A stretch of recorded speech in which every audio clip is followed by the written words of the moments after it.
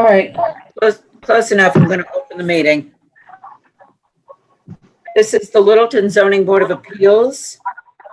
It's May 21st, 2020 at 7:15. We're conducting a Zoom meeting again in the face of the COVID environment, and hope that everybody out there is safe and healthy and exercising precautions and discretion. We're at our own homes through the Littleton Town offices, and we have an agenda of 3 items tonight. We have a web host, Brian from LCTV, who's going to be handling the participation. And Brian, can you just give a quick overview of how people who want to speak are going to let you know and then be recognized? Of course. Anyone who wishes to speak can raise their hand. Any attendee has the ability to raise their hand. When your hand is raised, I will recognize it and speak to you, Sherry. And if you would like to listen to their comments, I will turn on their audio and we will listen to their comments. Great. And how do they raise their hand? Would you just instruct them, please? There is a button on the bottom of the screen that says raise your hand. It's just about the only button that any attendee has. Panelists do not have it. Only attendees have the raise your hand button. Thank you. And attendees, if you recall, when we vote, we have to state our name and actually say yes or no rather than aye and nay, because it doesn't pick up very well. Everybody on board? Aye. Okay, so it's 7:15. I'm going to call case number 944A. The petitioner Solange Tomaz requests a variance from section 17310B2 for the demolition and reconstruction of a pre-existing non-conforming seasonal cabin at 10 Caliva Road, Caliva Civic Association property. Ms. Tomaz, would you like to present? Yeah, I'm here with Ms. Tomaz. So it's basically, we're just looking for a I'm variance. just sorry, excuse me. Identify yourself, please, for the record. Oh, I'm sorry. This is Eric Shaw, representative for Solange Tomaz, and behind me is Solange Tomaz. Hi, everybody. Good evening. And so if you're ready, basically what we were trying to do is there's an existing cottage there, and had been vacated for now a decade at least, maybe a decade or 2. And it's been inhabited by rodents and it's fallen into disrepair. So originally we had gone up to the building department. We talked to Roland Bernier, and he's like, oh, I would rather see you take the whole thing down, put a new foundation under it, make it structurally sound, but keep it within the same footprint. And so that's what we kind of pursued. And then earlier, well, it would have been last year, late last year or mid last year, we submitted the application, and we had found out Mr. Bernier had retired. So we went ahead with the ZBA variance. So I just want you to give me a little background if you're familiar with it, and to give the board background. I know the property from my years in Littleton, but many of the board do not.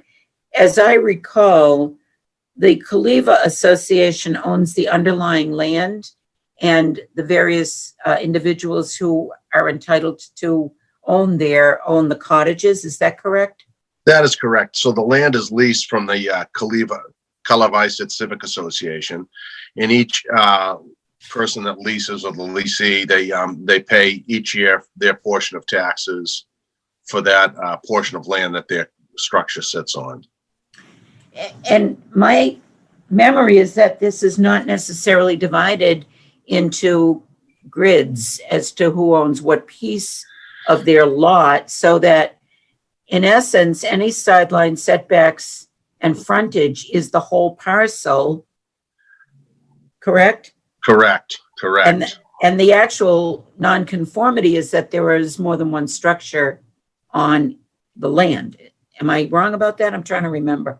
I believe you're correct. I do remember you helping us out back in early 2000s with some issues we had up there. So basically there's 22 cabins up there on the property. And like I said, you pay your portion of the land that your cottage sits on. And so the KCA the Carlisle Ice Civic Association. We went to them first and they approved it. And then we came to the town. And is there septic and plumbing in these structures, and will there be? No, there won't be. There's no water and there's no septic for each one of these structures. And we had to pass Board of Health first. That was our first hurdle that we jumped through. And then we went through conservation as well. So what we have is a shared bathroom in the main lodge, and there is a septic system for the main lodge. But each cabin, none of them have water and none of them have sewerage. They do have electricity, however. And they're usually, our season runs from about May 15th to approximately October 15th. Most people stop staying there, in August when it gets a little chillier, or September. Basically, it's a summer retreat. Okay, board members, any questions? No. And the design of this is to be the exact same footprint as it was previously? Exactly, except for the addition of a deck, which we have submitted. In the deck, you may have the plans for this. Since going through the Board of Health, through the Conservation Commission, we have eliminated the front steps on the deck that you may have the plan for. Because it fell within too close of the water line, so they asked us just to eliminate the front steps, and then they went ahead and they approved the plan. So how do you get off the deck? So you will come off the, you can see where you come off the side on the front of the camp. Yeah. You come off that way. Is there anybody in attendance who'd like to speak to this petition? I think we should read into the record the comments. So if I got them all, and I've got an awful lot of paper in front of me, but I saw an email from the fire department. Wherever I put it just now. Somebody have that handy? Tom Clancy wrote, "Hello, Janet. Nice to hear from you. I reviewed the cases and Kaliva with both of them. I have no issues as it pertains to the fire code. Kaliva and Chestnut Lane is what he was talking to." Amy Green wrote, 10 Kaliva. They're in the process of getting Concom approval. Might happen April 27th. They were asked to reduce the deck stair size so that all structures will be 50 feet from the wetlands, which is what the applicant just explained to us. And then I think I have a comment from Michelle. Are you here? Michelle Cobley, the Assistant Zoning Enforcement Officer for 10 Kaliva. She said applicant is requesting a variance pursuant to 3. What's that? 10B2 to demolish and rebuild the seasonal cabin located at KCA. The petitioner is also requesting to construct a 12 by 20 deck. The existing cabin is a pre-existing non-conforming structure and built upon a new foundation. It's been the preference in the past of this office to completely remove the old structure and build on a new foundation. The petitioner applied for a permit in 2019 and was told he needs conservation and ZBA approvals. The original plan was denied by the Board of Health and was resubmitted and conditionally approved by the Board of Health. With the following conditions: 1, no plumbing allowed. 2, the first floor needs to remain more or less one large room, except for bearing wall. And 3, the loft is not meant to be living space. And that was from James Gareffi. Conservation Commission is all set per Amy Green. It's also my understanding the association owns the land and the petitioner owns the cabin. There are no setback issues. Attached is a sketch.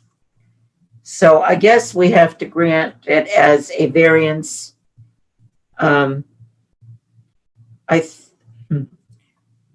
don't know, procedurally, it's change, extension, or alteration of a pre-existing non-conforming. So I think we can just do it as a special permit. What do you think, Jeff? Yes, there are no setback issues. There are no, I mean, this is essentially a room as part of the association, campus. I'd agree with you. I think because we're not creating any new violations or variances, the thing is really just the multiple homes or cabins on one lot. So I'd like to do it as a special permit if the board agrees with me. Agreed. Okay, any who wants to close the hearing? Oh, you know what? I didn't assign a voting alternate. Kitty, will you take this, please? I didn't realize Cheryl's not here yet, right? And she's here. Oh, I missed her. I Okay, was then I don't late. need a vote. No, you I do. I missed the first half of the meeting, so Kitty should. I had technical Okay. difficulties. My apology. Okay, so Kitty, want to be the voting alternate, and let's have somebody close the hearing, please. I'll move we close the hearing. Who's that? Stewart. Rod? Yep. Second? I'll second that. Mark Saucier. Okay, all in favor of closing the hearing, please signify. Mark Saucier, Mark Saucier, yes. Rod, Stewart, yes. John, Jeff, Jeff Yates, yes. Kitty,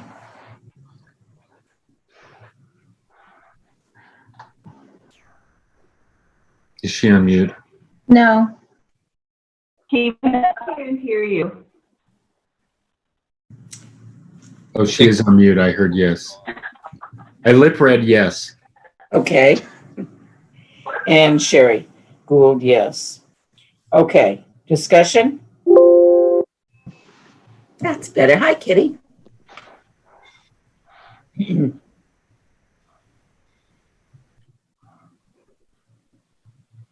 Any discussion? I certainly like this approach of rebuilding the whole thing rather than trying to retain an existing wall like we ran into in another property. I think it's a much better approach. These cabins, I've been down there. These cabins have been there a very long time, and certainly been a nice facility for the town, or a resource for the town, for weddings and all kinds. Okay. Someone want to make a motion? I move that we grant a special permit to rebuild number 10, essentially a cabin at number 10 Caliva Road, as described in the application and as submitted to the Conservation Commission.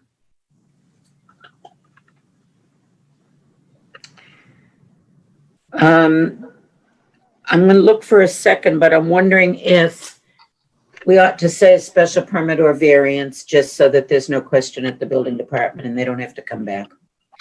I think it's a special permit. Okay, if we do a variance, what would the basis of the variance be? Well, it's certainly unique. And it's one of a kind in multiple dwellings, and they're leased cabins on leased property. Certainly a hardship if we don't allow it. It's not detrimental to the neighborhood. Not detrimental. All right, and this is within the same footprint that we want to say with the addition of a deck. I think we can say substantially as shown on the plans, don't you think, Rod? Yeah, probably. Just don't want the There deck are to. dimensions on the plan that they submitted. So the plans I see though have the front steps, which they said they were not going to install. They may want to include a statement to that effect. Okay. Minus- I think what I'll do is, I'm going to go back to my original thought, leave it as a special permit for the vote, and I will enter into the decision why we, as a board, decided it was a special permit. Okay? Okay.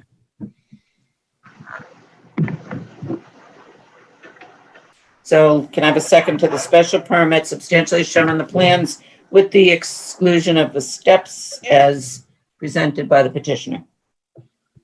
Stewart seconds. Who second, Jeff? No, Rod seconded. Yeah, I snuck in there. Okay, all those in favor, Rod, Rod Stewart, yes. Mark Saucier, Mark Saucier, yes. Jeff, Jeff Yates, yes. Kitty,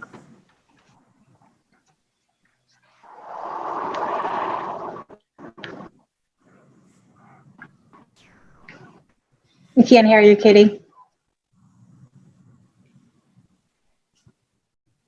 Do a thumbs up.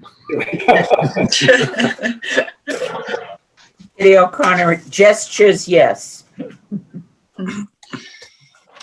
Thank you. Your special permit's been granted. Okay, thank you. So can we pick that up at the town hall? Will that be sent to us? They usually, you can apply for your building permit before decision is written, because you don't have to wait 20 days for a special permit, although you run the risk that somebody might appeal it. I'm trying to get my decisions out relatively quickly. Janet, don't make that face at me. But I'd say in a week, the decision will be written. Okay, very good. Okay. Yeah. Thank you so much. Thank you, everybody, for your time. You're welcome. Bye-bye.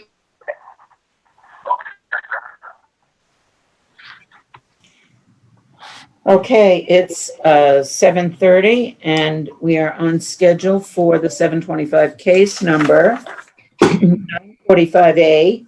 Yep. The petitioner start to finish construction on behalf of the owner requesting a special permit pursuant to section 17360 for a detached accessory apartment at 15 Chestnut Lane Extension, Littleton.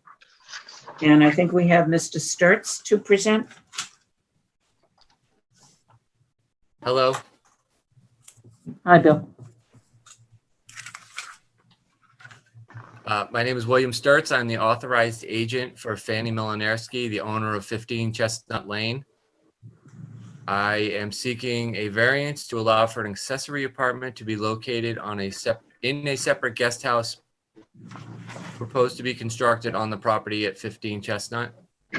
The property contains 8.5 acres of land, and the proposed single-family residence will be a 3-bedroom, approximately 5,000-foot house. And the proposed accessory is a 2-bedroom with 1,200 square feet. The approved septic is a 6-bedroom septic system. I'm And not going to be on anymore. Let me just. the owner's intention for the apartment would be for visits from family and guests. So I would hope the board will see fit to allow the variance to be permitted. Thank you. Thank you. I have 5 regular members, right? Cheryl's here now, right? Yes. Okay. Any board members want to speak to the petition or ask any questions? Didn't we discuss this couple months ago? That was a different property. There was a different, still an extension. Same neighborhood, different property. The house next to it. And 17360 states an accessory apartment in a detached structure can be had if the following criteria are met. The apartment complies with the requirements of 173 58E through G. 58E through G says the owners of the single family must continue to occupy one of the units as their primary. F says there shall be 1 off-street parking space for the accessory in addition to off-street parking spaces required for the principal dwelling.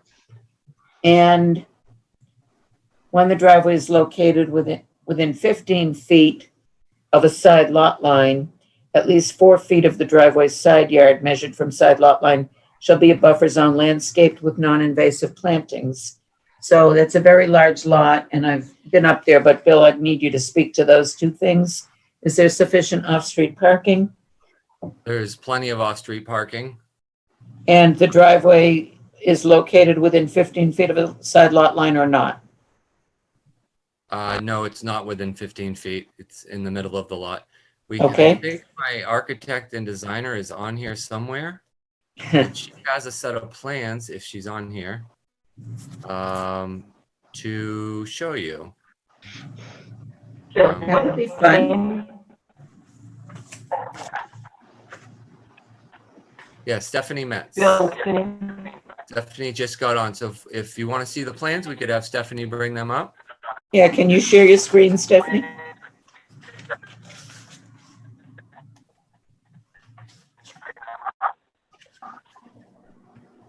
I just always wanted to do that. Brian, can you allow Steph? Oh, So I'm going to go back to the site plan. So here are the property lines. Can you see my cursor? Yes. I can zoom. Here are the property lines. So here's the 15-foot setback. And here is the driveway, does a curb and comes up. And here's the parking area outside of the garage. So there's Excellent. probably 40 feet to that. And then it says, the other criteria is, the board has to determine that the exterior appearance of the accessory is compatible with the principal dwelling on the same lot and with dwellings and accessory structures on adjoining lots. So you want to speak to the architecture, please? Well, I'm sorry, I didn't really know that I was going to be speaking, but this is the primary structure. It has nickel gap siding, which is a traditional siding, though the form of the house is more contemporary. The accessory structure, similar, more contemporary design, but with nickel gap siding, standing seam roof. So traditional materials that might be found in the area, but again, slightly more contemporary forms. Okay, board, you have to satisfy yourself that the criteria are met. Is there anyone in attendance who would like to speak to this application, for or against? I have a question. Yep. It's a huge 8.5 acre lot. Why are the houses being set so within 50 feet of the back lot line? Because it's essentially the highest point of the lot, and she wanted to take advantage of the views across the property. I see. And how close is the neighbor to that lot line? Are you aware of that? The neighboring house, Bill, you might have a better sense for how close they are. So the adjacent property is 20 acres, and it is probably about 1,200 feet across. So I would guess the next door house would probably be 600 or 800 feet away at the closest. Okay. Could you scroll your screen down, please, Stephanie? Sure. To the floor plans, or? Yeah, just, I'm nosy. This is, so this is the main house. And the guest house is here. Can you stop on the guest house, please? Sure. So it is a single level. Single level and an unfinished basement, which is only accessible by a bulkhead on the exterior. So appropriate for family, seniors, grandparents. Right. It's in fact, it's an accessible unit. So there's a ramp leading up to the entrance. You can see the clearance circles I've drawn. So it's, you know, it's not that it has to be legally ADA compliant, but it's designed to accommodate someone who might be in a wheelchair. Well, since we're all about trying to take care of our seniors these days, that's a nice thing. Can you scroll down just a bit more and show us the front of the building? Sure. This is Main house. This is the entrance of the main house. Right. And here's the guest house. So this is the portion that faces sort of toward the main house and driveway. And here's the ramp that goes into the entrance of the guest house. Thank you. That answered all my questions. Okay. We do have a building commissioner office comment from the, I think also from Michelle Cobley, the Assistant Zoning Enforcement Officer. 15 Chestnut Lane, this petitioner is requesting a special permit pursuant to 17360 for a detached accessory apartment at 15 Chestnut Lane Extension. And the proposed accessory structure will be 1,200 square feet with 2 bedrooms. The lot is large. The septic design is for 6 bedrooms. The criteria for special permit appears to be met. Okay, Anybody Sherry, else we do want have to- a hand raised. thank you. Recognize whoever it is.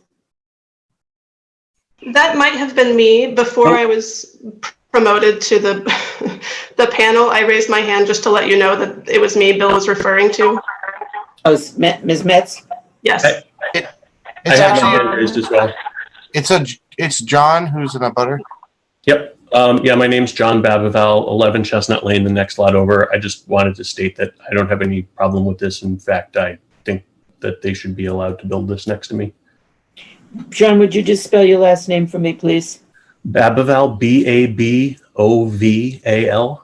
Thank you very much. Save me looking it up. Thank you for commenting. Anyone else want to speak to this petition? If not, I'll entertain a motion to close. I make a motion to close the hearing. Second, please. I second. Cheryl moves to close. Jeff seconds. All those in favor, Cheryl? Cheryl Hollinger, Cowley Hollinger, yes. Jeff? Jeff Yates, yes. Rod?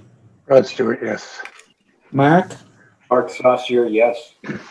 And Sherry Gould, yes. Okay, someone want to move, or do you want to deliberate, or do you want to discuss? I just don't want to come up with a motion. But you want to support it. I move I just don't want to have to say it. It's too I move complicated. that we grant a special permit pursuant to 173-60 for a detached accessory apartment at 15 Chestnut Lane Extension. I'm just going to change your word apartment to, Oh, structure? no, well, I want to see what the bylaw Accessory calls it. structure, yeah. Guest house. Is it structure? Use what the bylaw uses, that's all. And then we will, Accessory no, it says apartment. accessory apartment. So I will let you keep it. That's Jeff's motion. Who wants to second? I will happily second that motion. Jeff having said it. Okay. All those in favor signify by saying yes. Jeff? Jeff Yates, yes. Carol? Cheryl Cowley Hollinger, yes. Rod? Rod Stewart, affirmative. Mark? Mark Saucier, yes. And Sherry Gould, yes. Okay, Bill, as I said before, on a special permit, you don't have to wait the appeals period, and I should be able to get this cranked out soon like the last one, okay? I appreciate it. Thank you, board members. Good luck. Thank you. Thank you. Okay, the time is 7:43, right on schedule. Boy, I wish we could do this all the time. I'm calling the 7:35 case 946A. The petitioner field development pursuant to MGL Chapter 40A, Section 15 and Section 173 6B3C of the zoning bylaw requests appeal of the building commissioner zoning enforcement officer letter dated April 16th, 2020, order to cease and desist zoning violation at 9 Air Road. We have a few housekeeping matters to attend to first before I call up the applicant's representative to present. So, do we have any announcements? I need to announce that I represented the Fields a lot in the past, not anything in the last year or two. And I represented the seller of the 9 Air Road property to the Fields, but it's been longer than a year. I do not believe I have a conflict, but if anyone wants me to establish and recuse, I will. Okay, anyone else? Sure. I am going to recuse myself because I represented the seller. And even though it's been a year past, I had a conversation with our town clerk, and just to avoid any vision of impropriety, I will recuse myself. I do not, however, have to leave the room, so I'm just going to turn off my own audio and visual and listen in. Before you attended, I asked for a ruling on that from Brian, who's the webmaster here, and he said he can do it for you, so you can stay in the room, and he'll keep you silenced. Okay? I guess she turned off already. That means I need a voting alternate, and who have I got? Oh, wait a minute. I had another recusal from Jillian. Is she left?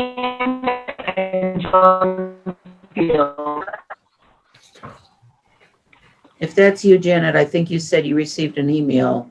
stating Yes, from Jillian and John Field. you have to recuse. So I think I'm just left with John and Kitty in the room. And John, I'm going to reward you because you've been here the longest, so you're the voting alternate. I mean, you've been on the board and attended the most meetings. Anyone else? So I have Sherry Gould, Jeff Yates, Rod Stewart, Mark Saucier, and John Sewell in attendance. I don't know why you guys aren't showing up like you did last time. Okay. Now I'm going to call the applicant to begin. Good evening, members of the board. I'm Jennifer Platt here from Anderson Krieger on behalf of the Fields.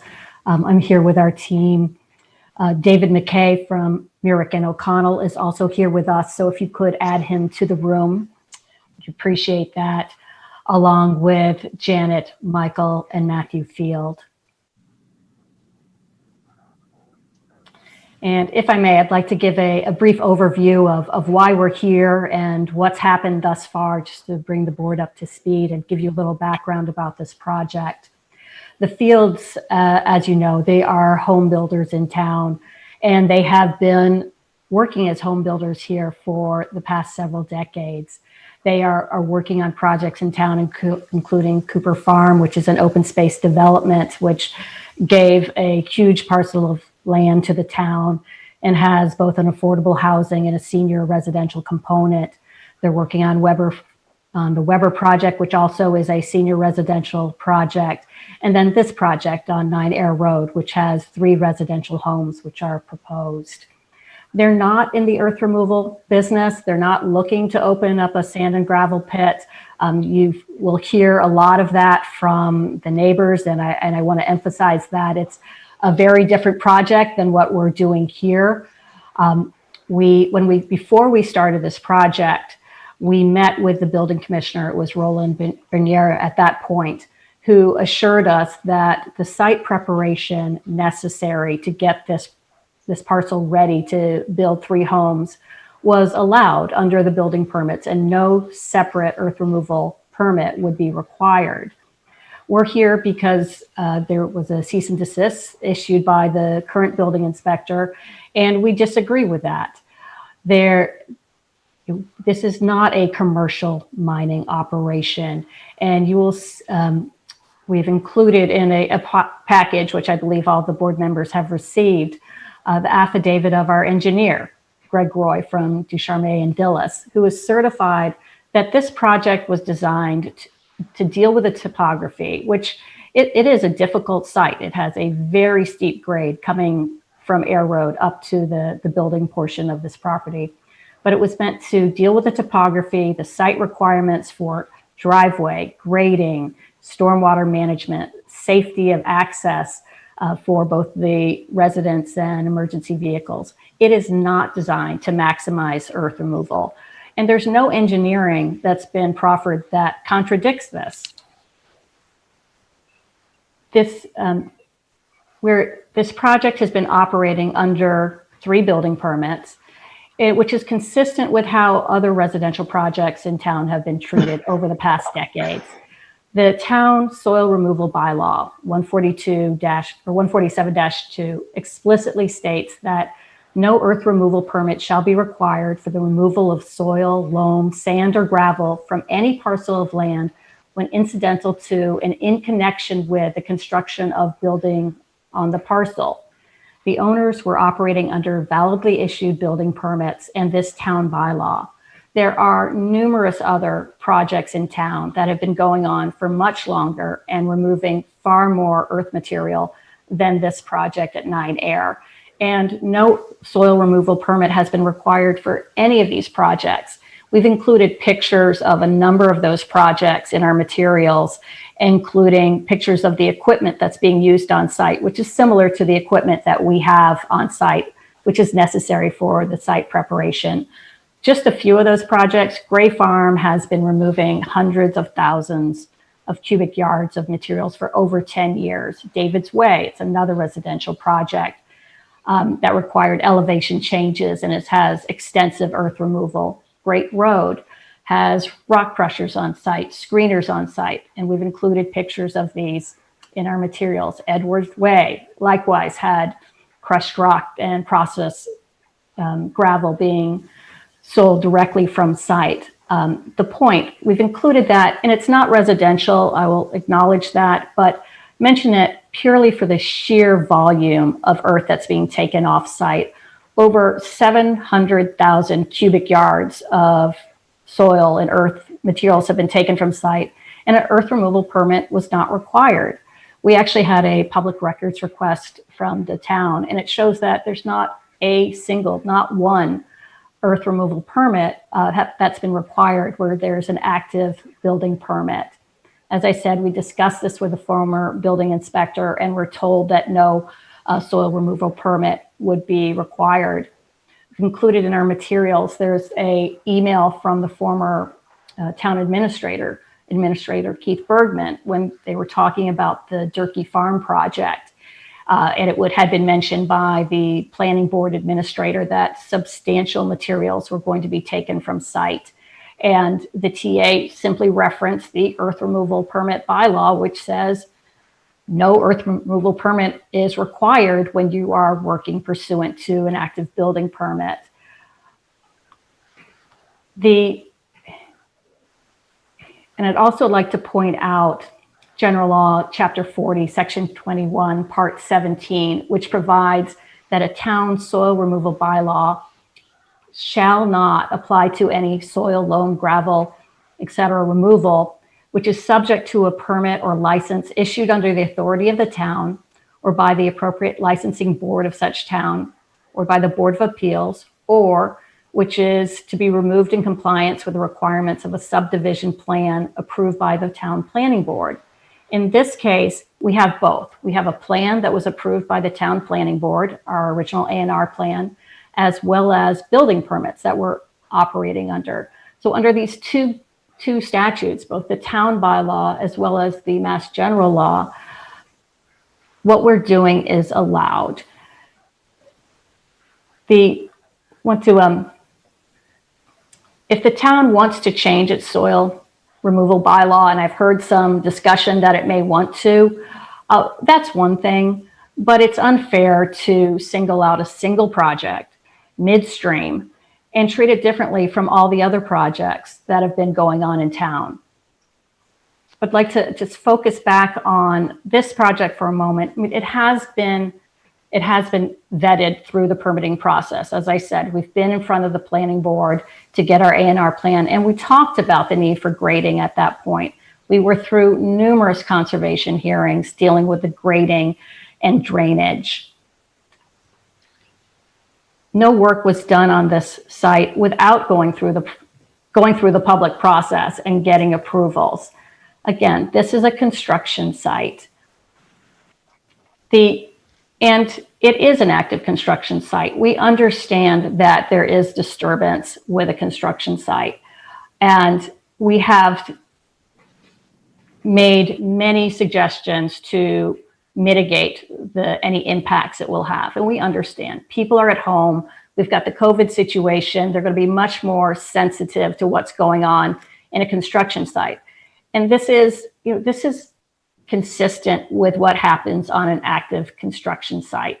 But the fields have made a presentation to the town, and we've included that in our materials, with a very significant mitigation plan. And one of the biggest things I'd like to emphasize is they've taken this project from what was going to take up to 2 years and have expedited it. They have found, we have made changes so that they're able to do the work in 12 months or less. And if we can get the approval from the various town boards to go forward, we can do it probably faster than that. One of the issues is you need to have commitments to get the excess material off site. So to be able to proceed, and we need to know that we're going to be able to do that. In terms of the mitigation measures, again, I think speeding up the time that this takes is one of the most important things. We've also had a water meter put on site. We've had sprinklers put on site. We've hired Tech Environmental to do noise and dust testing and suggest mitigation measures. We have relocated equipment to be further away from the property boundaries so it will have less impact on the neighbors.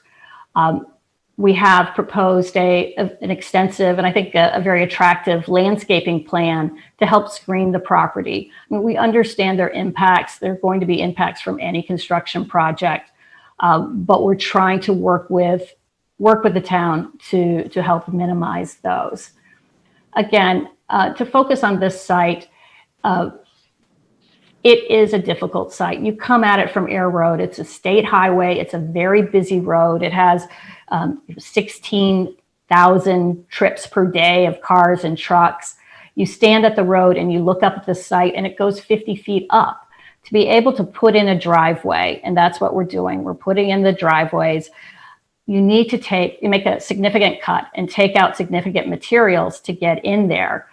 But this is being done to create 3 residential homes, to be able to put in 3 septic systems, 3 foundations.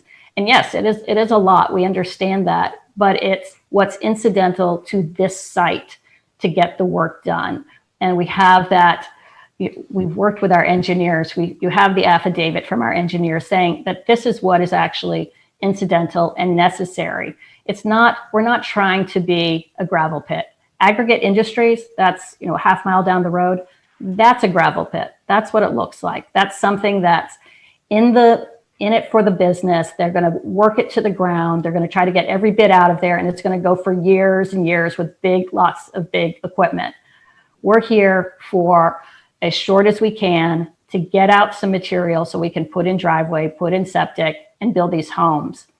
I don't know if you'd want to share the screen with Janet Fields here, and we can show the board members what it's going to look like, what this proposed project looks like.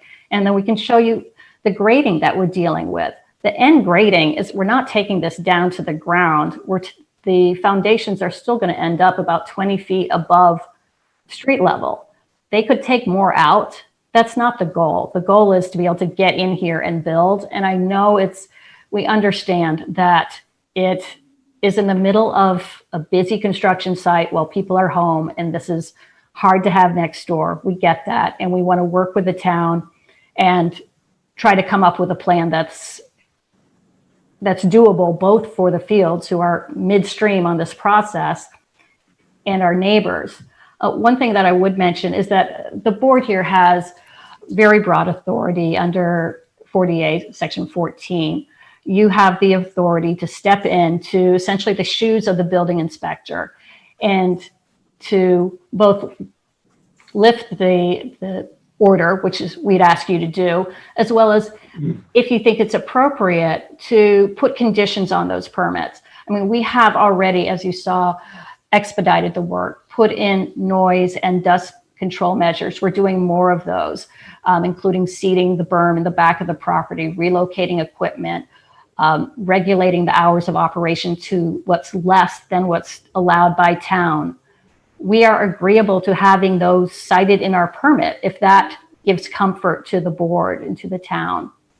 But at the end of the day, this is a construction project. The applicants are doing what is necessary to build 3 homes. They're not looking to strip mine this property. We understand it's not a finished product. You look at it right now and it's mid work, but we want to be able to get to the end of the day. So what we'd ask this board is to lift the order, allow us to continue with the work and get those 3 homes up there, which I think are going to be very attractive and are going to be a very nice addition to the town when they're done. And we're happy to dive into any of these areas in more detail. We have, as you know, we submitted a comprehensive package. We have, and can go on, I could talk about this all night, but I'm sure you would prefer we didn't. So I'll let you direct us on what sort of questions that we might answer that would be helpful to the board. And if we could perhaps share some of those pictures to give all the board members a clearer idea of what it is we're trying to do here. Thank you. I'm going to ask if there's someone here to speak on behalf of the building department, and the order to cease and desist was issued by Ed Mullen, whom I understand was not able to attend tonight, but town council may be here on behalf of the town about that order. Is town council in the room? Chris Heap? I'm here. Do you want to speak to, what I'd like to ask you to speak to is the zoning enforcement officer's position in issuing the zoning violation and what our board has the power to do or not do under the Zoning Board of Appeals authority. Sure. I think, thank you. I'd be happy to speak to that. In the because I think I do want to discuss that a little bit. In the applicant's presentation just now, there was a lot of discussion about the earth removal permit under the town's general bylaws. And there's been a lot of sort of recent history with the applicant first applying for that permit and then withdrawing their application for that permit. But that is a permit under the general bylaw that is issued or not by the Board of Selectmen. So that's the earth removal permit is to some degree separate from what you have before you tonight. What you have before you tonight is Ed Mullen's April 16th enforcement order that was issued under the zoning bylaw.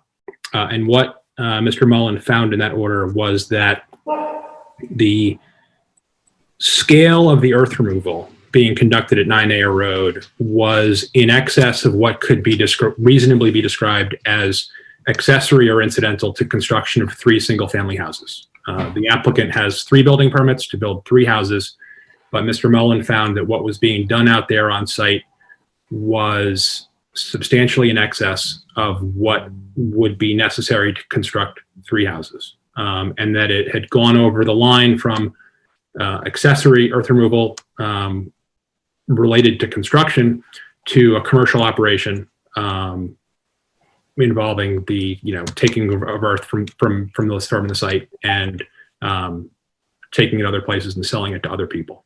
Yeah. So he ordered the applicant to stop earth removal that went above and beyond what is necessary to construct 3 single-family houses. And I think you have it in your power to uphold that order or reverse that order, depending upon what you find tonight. And can I just have you clarify, is there anywhere we get guidance as to the words incidental or accessory to construction? Because you just said we can uphold an order that says stop any earth removal that's excessive of incidental. But how does the applicant and our board and the enforcement officer know if we, let's hypothetically say that we were able to come to that determination, who would know what's greater than accessory and incidental to the 3 house lots? There is no guidance in the zoning bylaw. There is some guidance in the case law. And I guess what I'd add for my own part, and the board can agree with this or disagree with this, but I would say that to me, accessory to construction of a single family house would necessarily include what you need to dig up to build the foundation, what you need to dig up to build the septic system, and what you need to do some grading around the house. But Mr. Mullen found, and this is what you have in front of you tonight, that, and well, backing up one step, Mr. Mullen issued this zoning enforcement order the day after or 2 days after the first public hearing, the first session of the public hearing on the earth removal permit application in front of the Board of Selectmen. So Mr. Mullen issued this order armed with some knowledge that I don't know if the board has, which was that what the applicant was talking about doing at this site is removing 160,000 cubic yards of earth over a period that was expected to run through January of 2022. So a roughly 2-year operation involving removal of 160,000 cubic yards of earth. At that public hearing, the first session of the public hearing on the earth removal permit application, the Board of Selectmen heard testimony from the applicant's earth removal contractor. I don't know what the best term to use is, but private contractor who would come in to do the earth removal, who spoke at some length about their compliance this site with federal mining regulations, which is a topic that I had never heard discussed before in any local land use permit hearing that I'd been involved with. So when Mr. Mullen issued the order, he knew we were talking about 160,000 cubic yards. He knew we were talking about a roughly 2-year operation, and a private third-party contractor on site who was, taking material off site, selling it to other locations, and taking some pains to comply with federal mining regulations.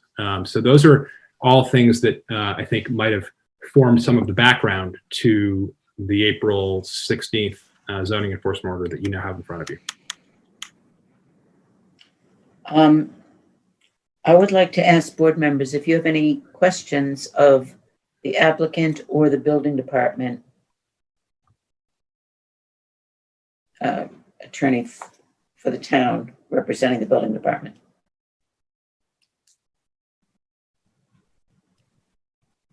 Why wasn't the hearings completed with the selectmen? Why was it withdrawn?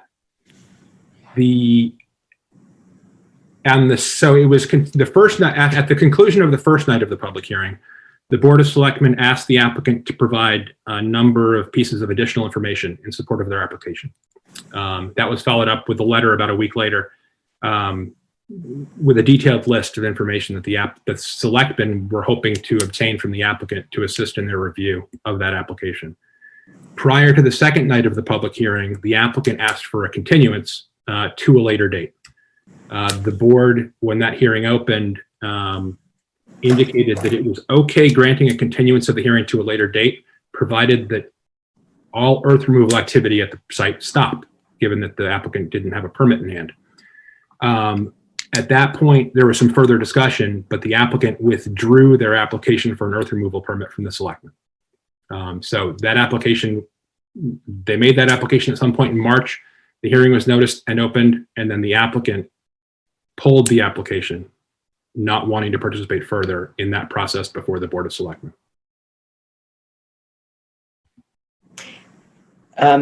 Is that relevant to what this board needs to decide tonight?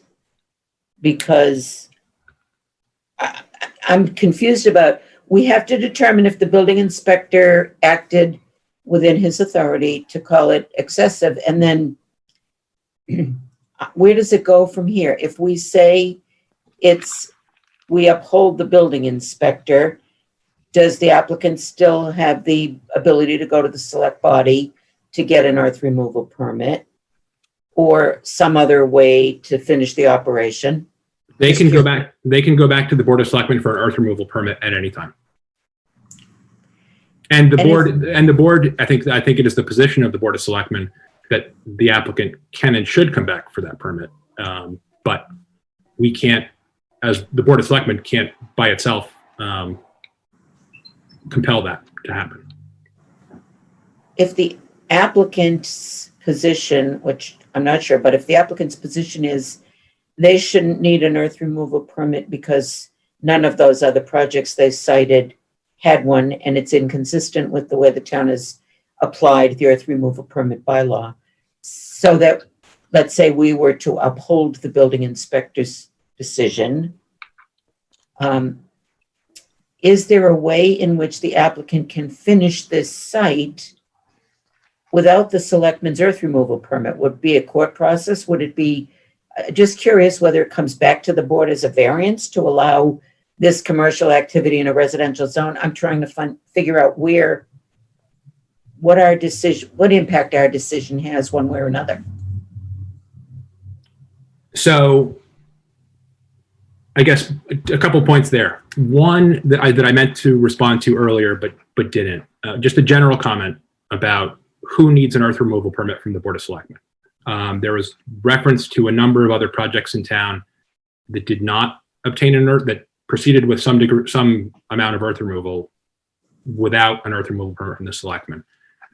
And I just want to be clear that if there is a subdivision plan approved, the applicant or the owner of the land shown on that subdivision plan does not need an earth removal permit from the Selectmen. There's good cause for that, because you'd hope the planning board is looking at that stuff when it's reviewing a definitive subdivision plan. This property here does not have an approved subdivision plan on record. The applicant obtained endorsement of an approval not required plan, which is by definition, as a matter of law, not a subdivision plan. So I can't cite you each and every project that was mentioned, but if there was a subdivision plan approved, it makes all the sense in the world that they wouldn't have needed an earth removal permit from anybody. To the point of what your approval can do tonight. In order for,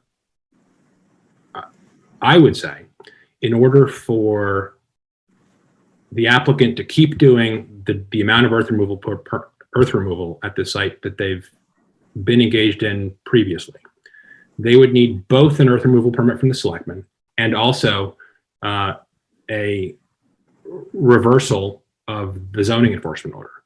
They need relief under both the general bylaw, but that doesn't come from you, that comes from the Selectmen, and they need relief under the zoning bylaw because they're currently under order to stop doing what they were doing. So they need to win two places locally, but the board can only deal with what it has jurisdiction over, and that is the question of whether or not Mr. Mullen correctly ordered them to stop engaging in earth removal under the zoning bylaw. That's very helpful. I'm gonna reserve the rest of my questions, but that's very helpful. Any other members of the board want to ask the applicant or Attorney Heap any questions about this to clarify? Yeah, I have one for the attorney. If we uphold, and it essentially says that the applicant would have to go back to the Board of Selectmen, do we really have to take any, I mean, I'm thinking that if they get this soil removal permit, then the building inspector will probably withdraw the hold. So do we really need to take any action at this point? And if we don't take any action, that's the path that they could follow? There is presently no reason to believe that the applicant is going to willingly go back to the Board of Selectmen and get that earth removal permit. Madam Chair. Yes. I'm Dave McKay. I also represent the Fields along with Jennifer Platt on this matter. And I wanted to answer, or I guess respond to a couple of the questions that were raised. Town Council has sort of given you a view that we don't necessarily agree with on a number of these issues. And the first question is, and it was asked by one of the one of the board members was, why was the soil removal permit application withdrawn? And the reason for that was primarily twofold. One of which was that we didn't believe that a soil removal permit was required under the bylaw. And the second, and importantly that hasn't come up, is the fact that we knew that this process was pending before you. And in our view, the issue of the soil removal bylaw is, I think for practical purposes, the same as the issue of whether or not there's a violation of the zoning bylaw. These questions, I think, are essentially whether or not the construction work and the soil removal is incidental to ongoing construction for residential homes. We don't see any meaningful distinction, and I would be happy to be educated otherwise, but the cases really talk about, or I should say that the cases that talk about this from a zoning perspective don't use language that's dramatically different from the language in your bylaw. So we don't believe that there is really any meaningful distinction. And I think the building inspector's own notice sort of suggests as much. At the top of page 2, in the notice of zoning violation, the building inspector states the use is a commercial earth harvesting and removal operation, not customary incident of permitted residential construction. So it goes to this very issue of whether or not the soil removal and site preparation work that's being done on site is incidental to the residential construction, and we think it is. The other question that was raised was with respect to a subdivision plan, and the sort of inference there is that in these other projects that have come before the town, there was this robust review of soil removal issues in the context of a subdivision review.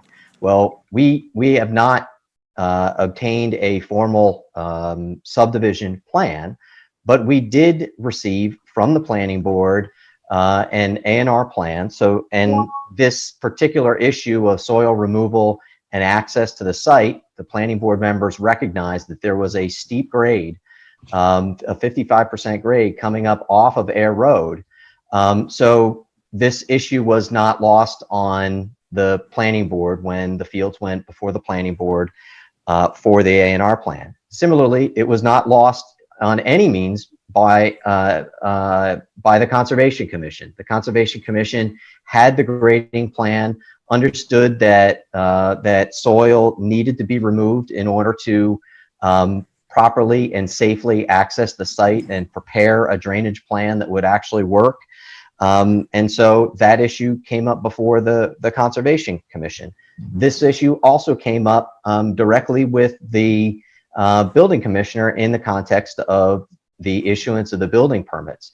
It also came up with your former building inspector, who advised the fields at the beginning of this project back in December of last year that a soil removal permit was not required. So the fields proceeded on that basis and the specific instruction from the then building commissioner that a soil removal permit wasn't required.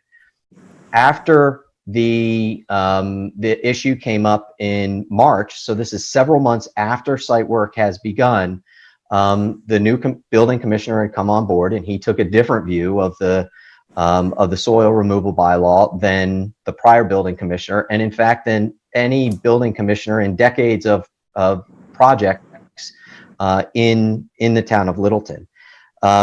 And when that happened, we did attempt to work with the town and made an application for a soil removal permit and brought that to the Board of Selectmen.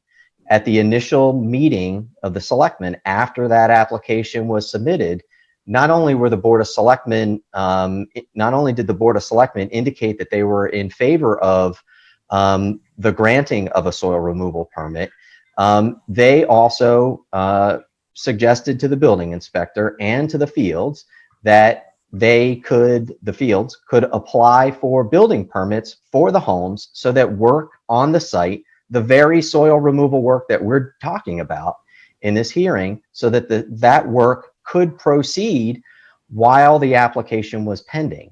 And so the notion that this work was not permitted by the town, or that the fields you know, that there was a misunderstanding as to the scope of the site preparation work that was going to be needed for this project was unknown to town officials simply isn't the case.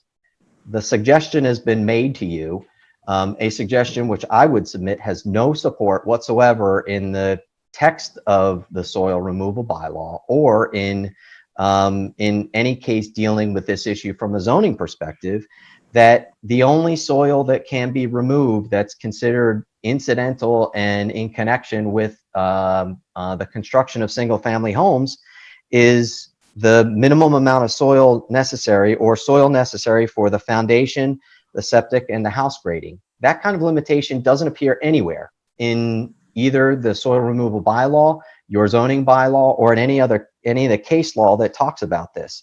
Not only is it not supported by any of the law, it's not supported by any engineering testimony, any engineering review by the town, by the building commissioner, nothing of that nature. The only engineering testimony that's been submitted on this issue and that directly addresses the issue of why the project is designed in the way that it is from the field's project engineer, Greg Roy. We submitted that. It's in the package that Jennifer submitted. It's Exhibit 7 in your package. And I want to point in particular to your attention to paragraph 20 in that affidavit.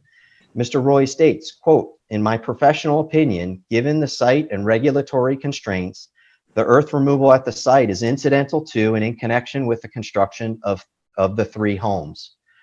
Our site design manages the existing topography with the site requirements for driveway grading, drainage, and stormwater management, and safety of access for residents, visitors, and emergency vehicles." It says emerging vehicles. I believe he means emergency vehicles. In any event, he goes on to say, quote, "We did not design the project to maximize the removal of earth material. Generating extra earth material to remove from the site was not a design consideration."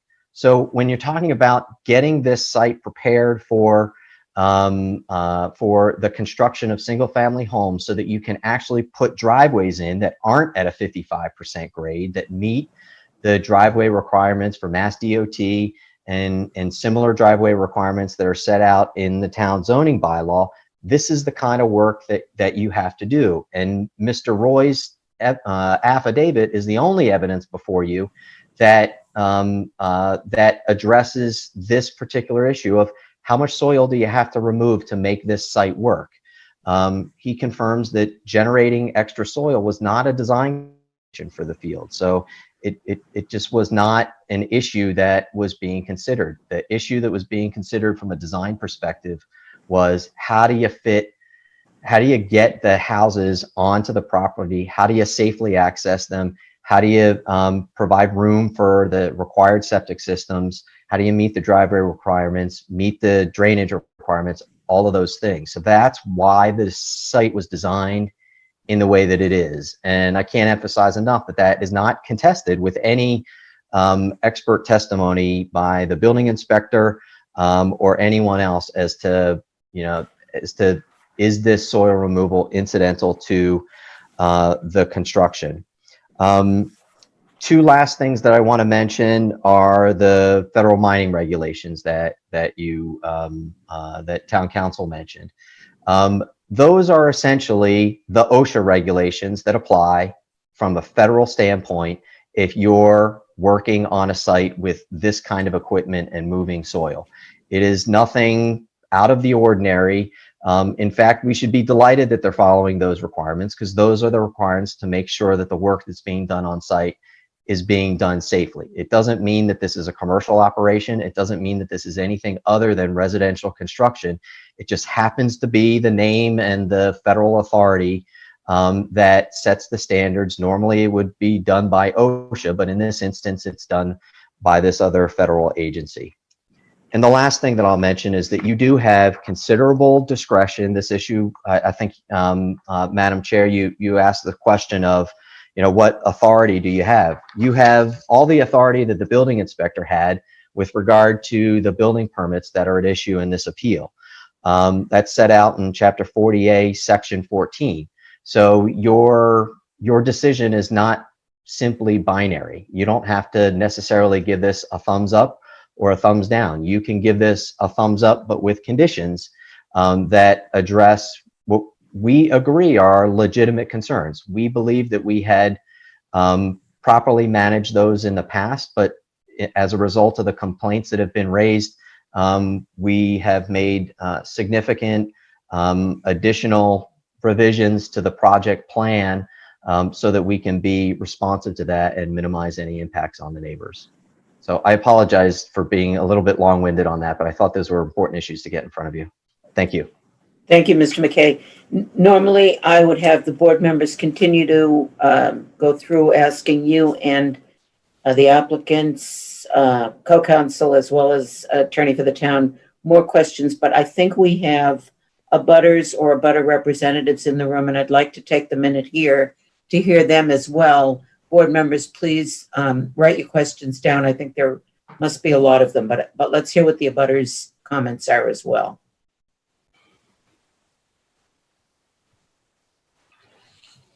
This is the question. Who's speaking? Yep, we have Kevin. Yes, this is Kevin Cloutier. I don't know if you can see me on here, but I represent TJ Connors. I'm an attorney based out of West Roxbury. And Madam Chair and members of the board, I'd like to take this opportunity to make some points regarding this situation. Madam Chair, can you just acknowledge that you can hear me? Is that okay? I can hear you, Mr. Cloutier. We cannot see you. Okay, well, unfortunately, but that's okay. Madam Chair, this is a simple case, okay? The issue before this board is whether the activity ongoing at 9 Ayer Road is commercial in nature and therefore prohibited by the zoning bylaws. It's simple because Field Development and Onyx are unquestionably conducting commercial mining and commercial earth removal operations on site. And they are doing this in a residential district, and in so doing, they're creating an untenable living situation for the residential abutters. And you don't have to take my word, you don't have to take Mr. Connor's word for it. You can take the words and actions of the Fields and their contractor, Onyx. 1, Onyx Corporation advertised this site as a commercial pit with gravel, processed gravel, stone, and more for sale. That's an exhibit I provided in the submission to the board. So when council states that the Fields have no intention or interest in running a commercial pit, it is a gross mischaracterization of reality. They have opened this, they have advertised it, they are mining it as a commercial mine and a commercial earth removal site. Onyx has this site registered by the Federal Mine Safety and Health Administration as a mine. For council to claim that this is nothing out of the ordinary is quite an extraordinary statement. It is likely never happened, and I don't know for sure, but I think we can all use common sense, that residential construction of a single family home, and in this case 3 on 3 separate lots, has ever necessitated the federal recognition of that work site as a mine. And I'm not making this up. I'm not the one who said this is a mine. It is a mine. It is registered as a mine. It was applied for by Onyx to be a mine. And MSHA defines mines subject to their act as those, the products of which enter commerce or the operations or products of which affect commerce. This is a commercial mining operation. Don't take my word for it. Take the petitioner's word for it and their actions for it. Third, during a hearing before the Board of Selectmen on April 13th, John Durkin, the president of Onyx, stated that his application to MSHA was required in order for them to operate or conduct a commercial removal operation. Those are Mr. Durkin's own words.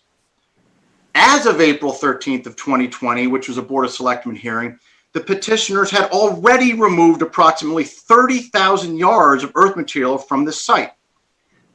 The building permits they speak of and under which they presume to be operating under were only issued in mid-April. So they had been conducting these earth removal operations for almost 4 months, beginning in January, prior to the issuance of any building permit. The petitioners informed the Board of Selectmen, upon questioning, I must say, that they intended to remove 160 yards of earth material.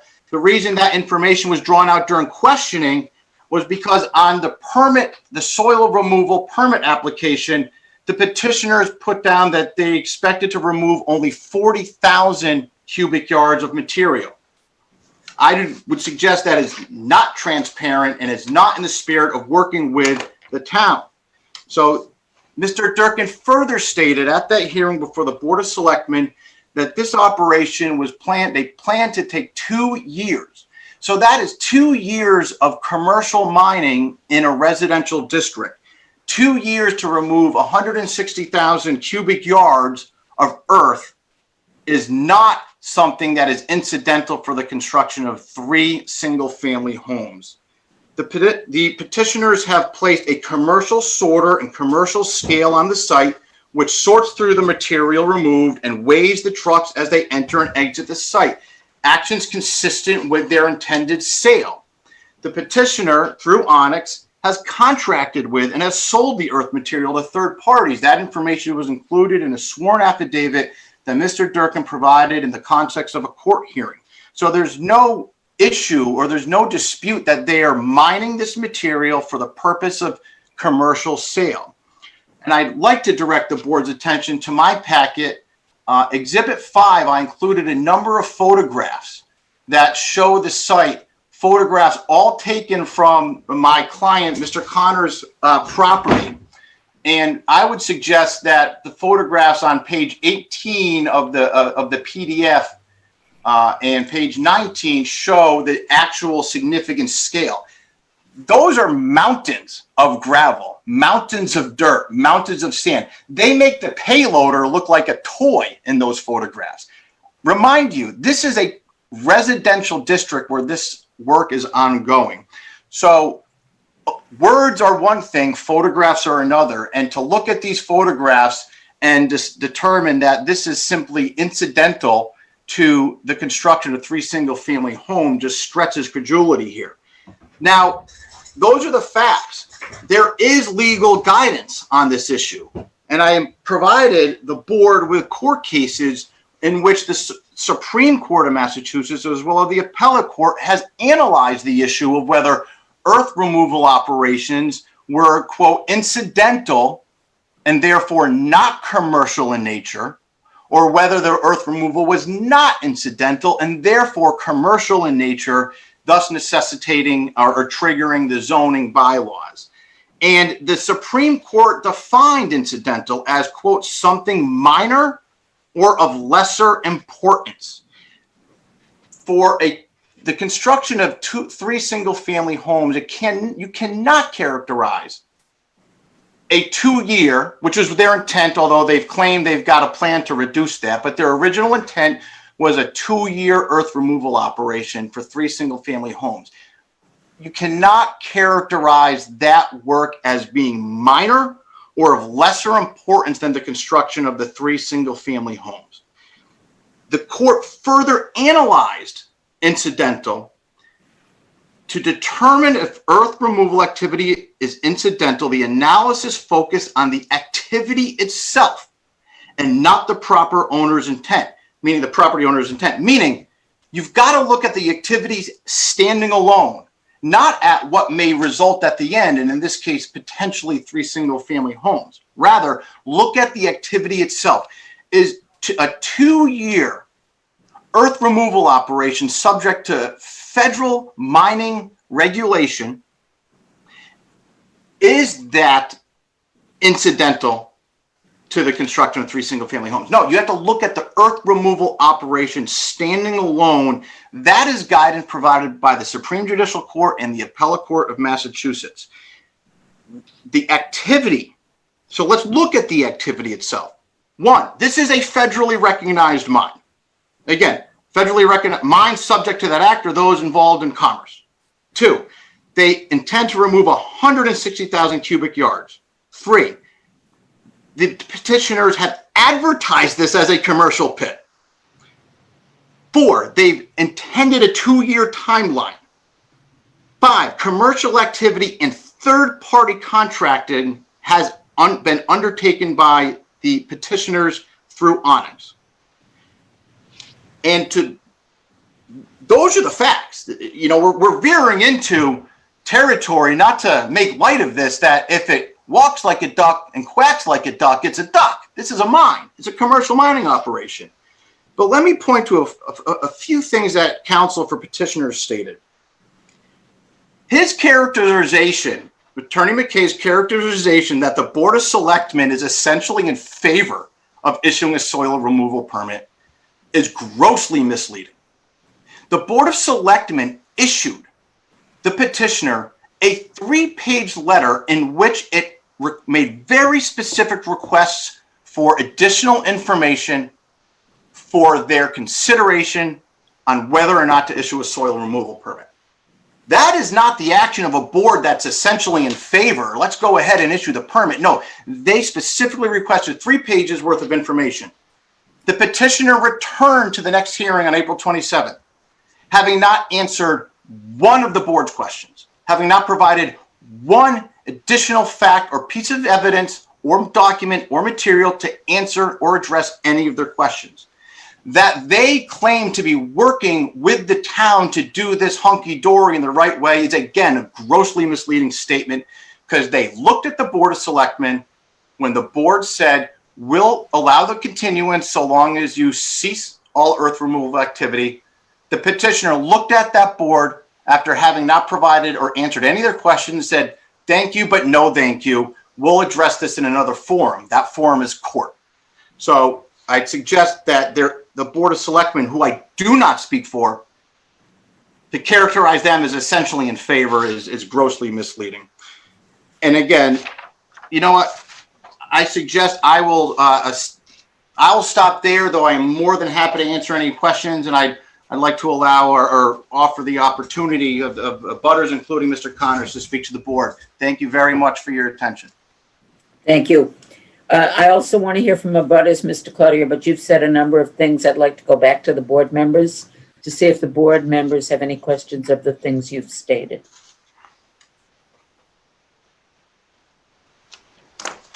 Anyone have questions?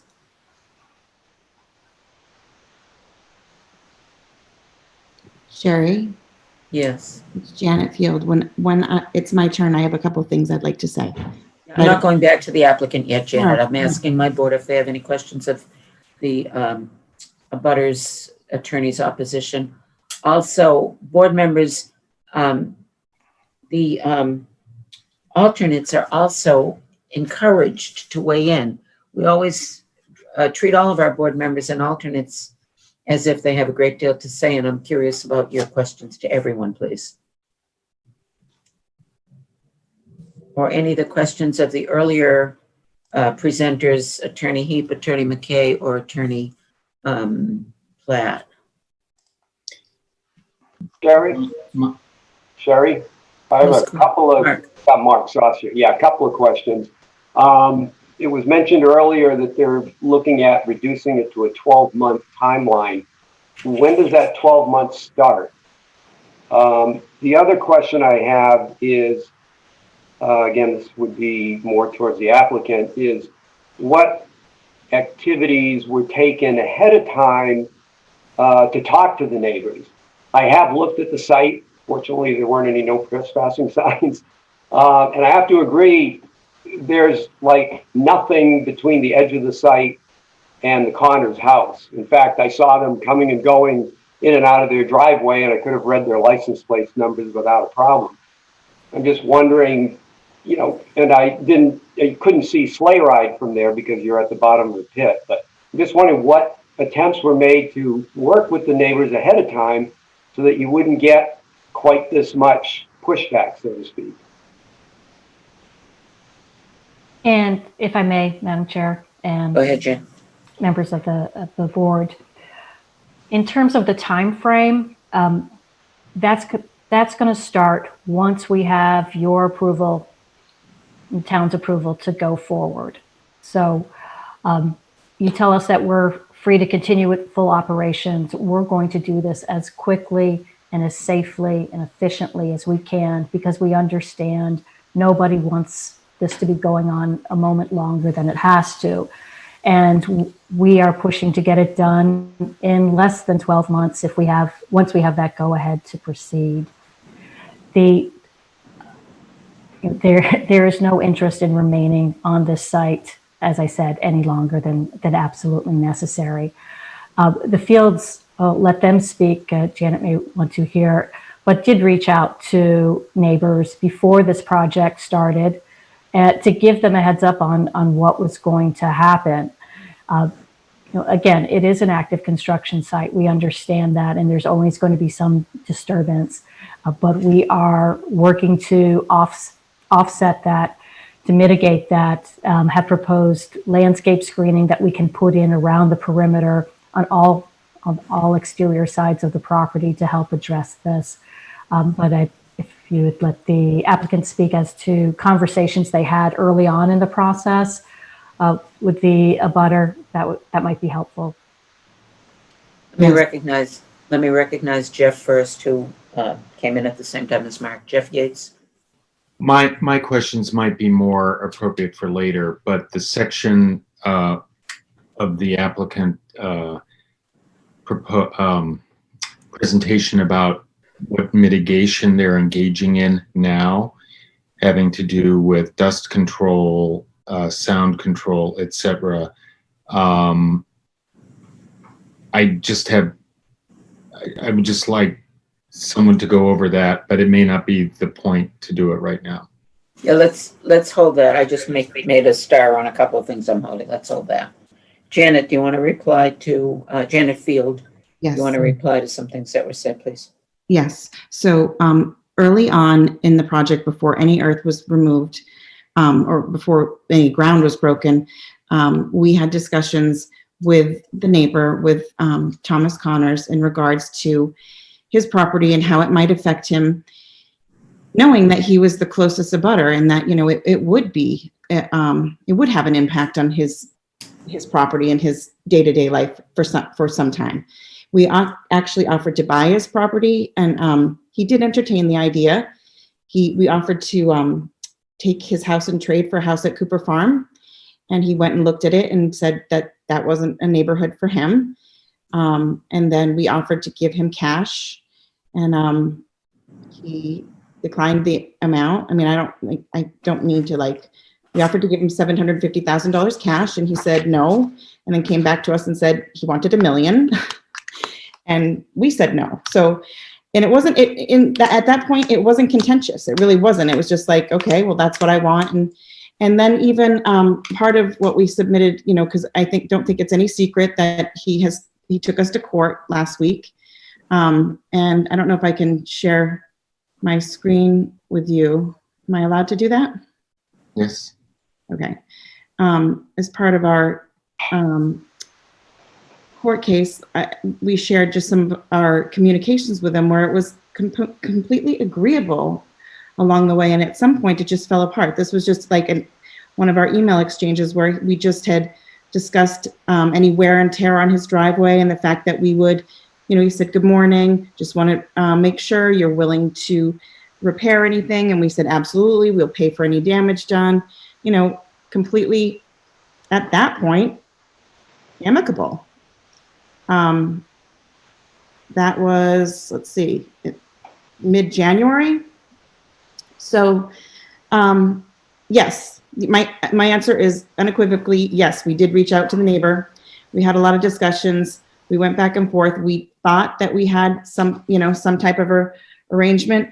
We showed them the plans. We talked about the cut, what it would look like. We rolled the plans out in the front. I actually wasn't here for this specific thing, but Michael and Matthew rolled the plans on the front of the truck, showed them the topography and how it was going to change, had a really in-depth conversation, spent a lot of time talking about it. So having said that, I think that his counsel said he might be also in attendance. Let's hear from him. Mr. Yep, 1 second. Mr. Connors can now talk. If he will unmute himself. Perfect. Can you hear me? Yeah, identify yourself for the record. Oh, this is TJ Connors, 5A Road. Thank you.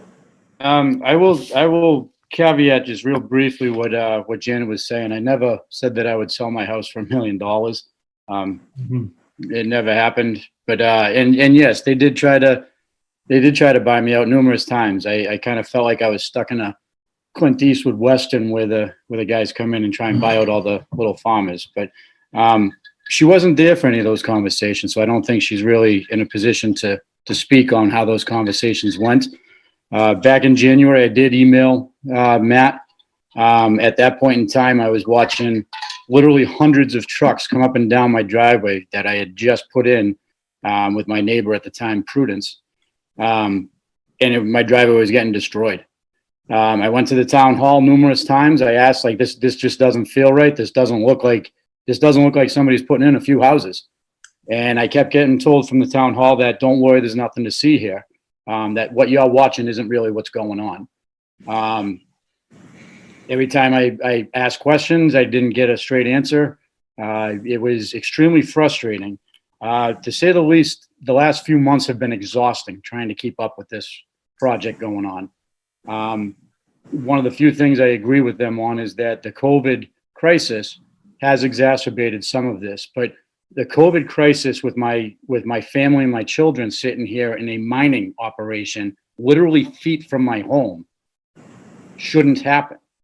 Whether it's COVID or not, my daughter Kiana gets off the treadmill wheezing because of all the dust and all the dirt that's put into the air. On a beautiful day like today, we couldn't open our windows. And I'm sorry, but yes, they did a little bit of mitigation. They put up a couple of lawn sprinklers where some of the 20 plus ton front end loaders drive, but that's not going to stop the literally 40, 50, 70 foot mountains of dirt and dust from being blown into my yard. The other night we went to go out and have dinner on the back deck, and with the front end loader driving around, we literally couldn't. This is my home. I bought a home in a residential neighborhood. I bought a home next to Prudence Hirsch. She had a 100-year-old farm that was absolutely gorgeous. I built this home when I returned from Iraq. Like, I put the addition on. I worked with Roland Bernier to do my own home. I believe he retired September 4th. I remember going up to the town hall and saying goodbye to him. I thought he retired September 4th. So I don't understand how September 4th he could have given that. And I might be off on the date, but I do recall going up to him before Labor Day and saying goodbye to him. But again, this is a residential area. The Misha laws that we've been going through now, I didn't even know that the Misha laws would ever impact me in a residential neighborhood. They're allowed to put 2 tons of sand, dirt, dust, carcinogens, for all I know, 2 tons a day into the air. And the Misha laws don't protect any abutters, any residents. And the reason why is because you're not supposed to open a federally sanctioned mining operation in a residential neighborhood. If they want to go down to aggregate and mine, go down to aggregate and mine. That's a commercial lot. You don't do this in a residential neighborhood. There are laws against it. There are laws against it for a reason. So I guess from my standpoint, yes, they tried to buy me out. When I thought that there was nothing I could do, I tried to work with getting something that was being destroyed of mine fixed at the end. So that's the email that I sent to Matt, that, look, you've gone to Onyx, you're doing whatever you're doing. I went to them right after I got a call from Prudence letting me know that she felt that she had been scammed out of her property. I went to Matt and Mike and I called them and I said, I want to meet with you. I want to see what's going on. This is next to my house. Within a few months, the 100-year-old farm was torn down. All the trees were cut down. A barn was. I watched the front end loader in a backhoe go right through the roof of the barn. You know, like the stuff that's being said is not accurate, and I feel like there is a fraud being perpetrated on the town of Littleton at this point. I was at the planning board meeting where an A&R was presented. I believe Ed Molinari might be his name. He was asking how they were going to get access to Aya Road, and he was silenced. He literally sat there. I was at that meeting. If anybody wants to see it, go to Littleton TV. I think it's September 6th. You can watch where he says it's a cliff, it's straight up a cliff, and he was told, don't worry about it. It's fine. They can claim all they want that this is not a mine. Onyx owner, John Durkin, in his sworn affidavit says that he was hired and contracted to oversee the earth removal project at 9 Aya Road. It's unconscionable that this is going on. It's unconscionable that there was a stop work order on May 23rd that says you will not receive building permits until the earth removal situation is resolved. Somehow they still got building permits. They haven't done anything to build houses. This is a commercial mine. We have watched truck after truck after truck. We have watched 20+ ton front end loaders dumping huge bucketfuls of rock into a screener. This is what my family has been living next to. And this is not what anyone in Littleton in a residential area should ever have to live next to. There are laws against it. So what we're asking you to do is please enforce your own laws. Hold them accountable, because if you don't hold them accountable for their blatant illegal behavior, how are you ever going to hold anybody else accountable? That's all I have for now. Thank you. Thank you. Board member comments? So I've got a couple thoughts. Go ahead. I think what bothers me is the whole concept of incidental.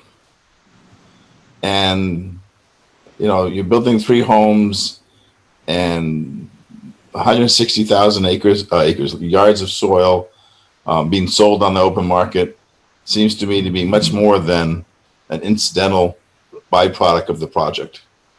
It might even be it comes across as being probably the biggest profit maker of the whole project. And so I have a problem with it being called incidental.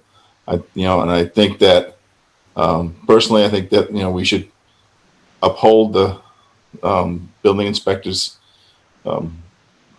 cease and desist and tell them go back to the Board of Selectmen. There's a way for them to move forward. They should go to the Board of Selectmen and get approval. Thank you. Board members? Do you have any other butters? We have discussion. Oh, go If ahead. I could add one more thing, and I don't know, it seems like everybody is kind of skirted around this. The town has filed in Middlesex Superior Court with the Board of Selectmen and the building inspector, Ed Mullen, as plaintiffs against the Fields and Onyx to enforce the laws in the cease and desist.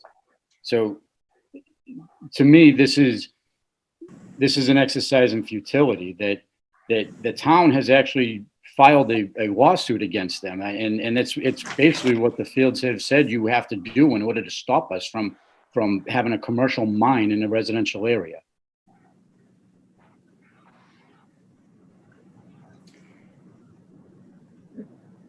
Thank you, Mr. Connors. Is your attorney still in the room? I believe so, Madam Chair. Is that Mr. Cloutier? Are you still in the room? Hello?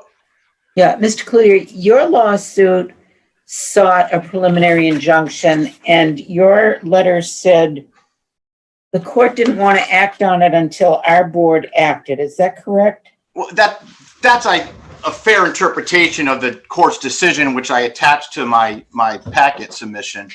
I think the fair interpretation is that the judge seemed hesitant to rule when, in his words, there were still permitting issues that were unresolved at the municipal level, and with specific reference to tonight's hearing. And the judge did order me to report back to the court the ZBA's decision this evening. So he's certainly interested and indicated in his ruling that the ZBA's decision may impact his analysis on Mr. Connor's motion for an injunction. And also the town's motion for injunctive relief is scheduled to be heard May 26th. Mind you, it's the Board of Selectmen that voted to direct Attorney Heap to file that lawsuit. Mr. Clute, I'm going to stop you there and ask Mr. Heap to speak to that, if you don't mind. Of course. Thank you. Mr. Heap, will you enlighten the board as to the allegation that was just made that there by Mr.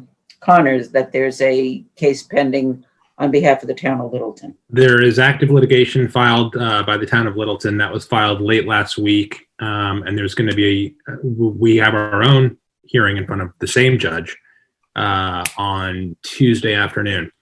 That litigation was, the Board of Selectmen voted to authorize that litigation a moment after the applicant asked to withdraw its application for an earth removal permit a couple of weeks ago. The board was entertaining that application for an earth removal permit while earth removal operations were ongoing, which the Board of Selectmen believed they needed a permit for. So that was going on without authorization. The earth removal permit offered some way of resolving that, but once the applicant asked to withdraw the permit, the board then more or less immediately voted to file an action in Superior Court seeking enforcement of the earth removal bylaw. Thank you. And also at this point, because it feels like we better create a good record of this proceeding for any future onlookers, applicants, appellants, whatever, I just wanted to make a list of the materials that we've received during the hearing and ask board members to add to it or correct me if you think I don't have everything. So I have a list here. I had the written presentation by Anderson Krieger's office, Jennifer Platt, attorney for the applicant.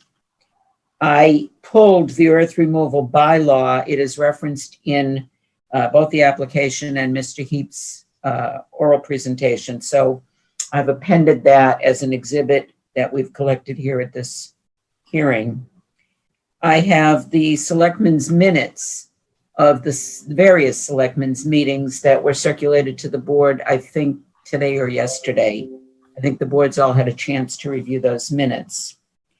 I have a building inspector zoning violation dated April 16th, 2020 that I want to speak to afterwards. And that's relative to the ceasing and desisting, essentially the commercial operations in the residential zone. But I also had an earlier building commissioner work order stoppage that was an appendage to someone else's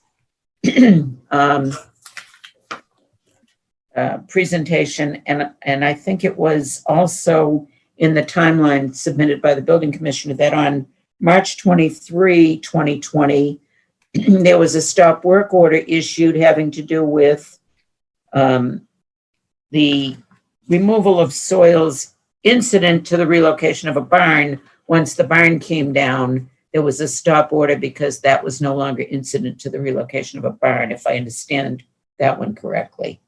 Then I have the letter and opposition from Attorney Cloutier, which includes exhibits, including the court's hesitancy, if you will, to render a decision prior to this meeting. Then I had, there was reference to the planning board minutes and the planning board meeting granting the A&R.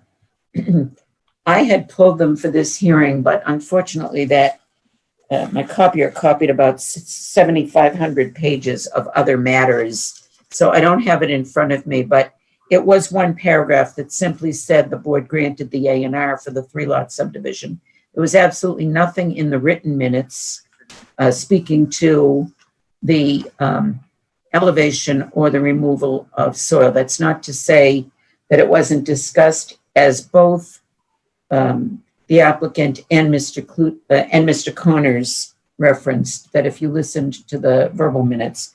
But I think that I would include the planning board minutes in this list of things that I've collected. Does anybody have, oh, and then I wrote a note that the board has been asked to also consider in its deliberations the lawsuit filed by Attorney Cloutier and the lawsuit filed by the town. Those are things for consideration.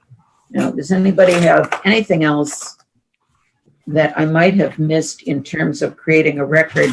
If this goes to appeal, I want to be sure we're accurate.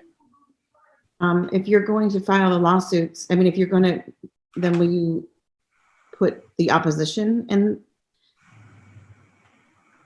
I'm sorry. What I'm listing are the things that were presented to us to deliberate tonight. The evidence that was presented in front of us tonight. Okay, so you didn't see the opposition to the lawsuit? Your opposition to the lawsuit? No, and that's not here in front of us tonight. That's unfortunate. Who's speaking? Okay. There's also a comment from, no, I checked that back. I thought I had another building inspector comment. I still think I want to hear more from the board members, but I wanted to just clarify some points, and then maybe the board members' pleasure is to close the hearing and start deliberating, but let me just clarify some points. I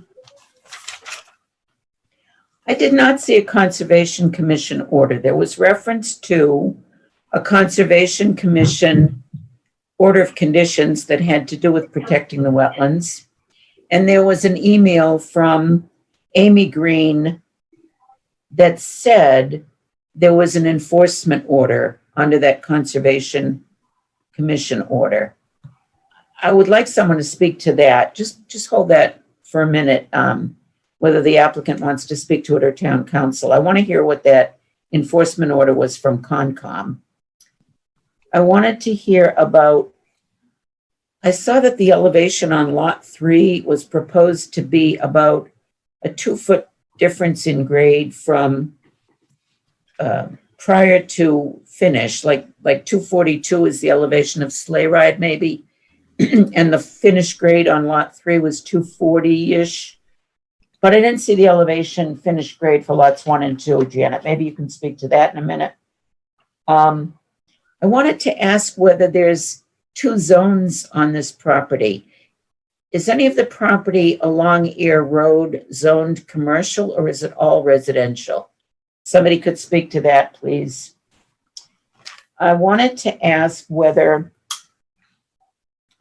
the board has the power, Attorney Heap, whether this board has the power to seek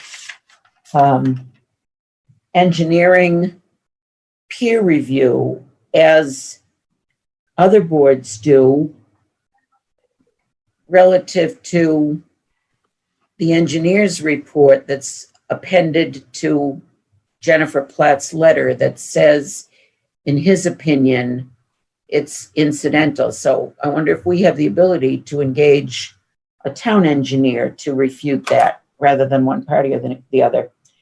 I wanted to know whether this board has the power to impose a bond if the board's inclined to do anything with conditions, as the applicant suggested. Do we have the power to impose a bond? I wanted to ask whether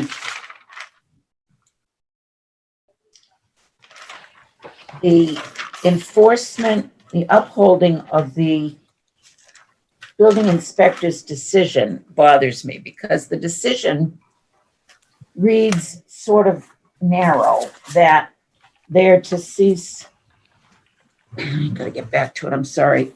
They're to cease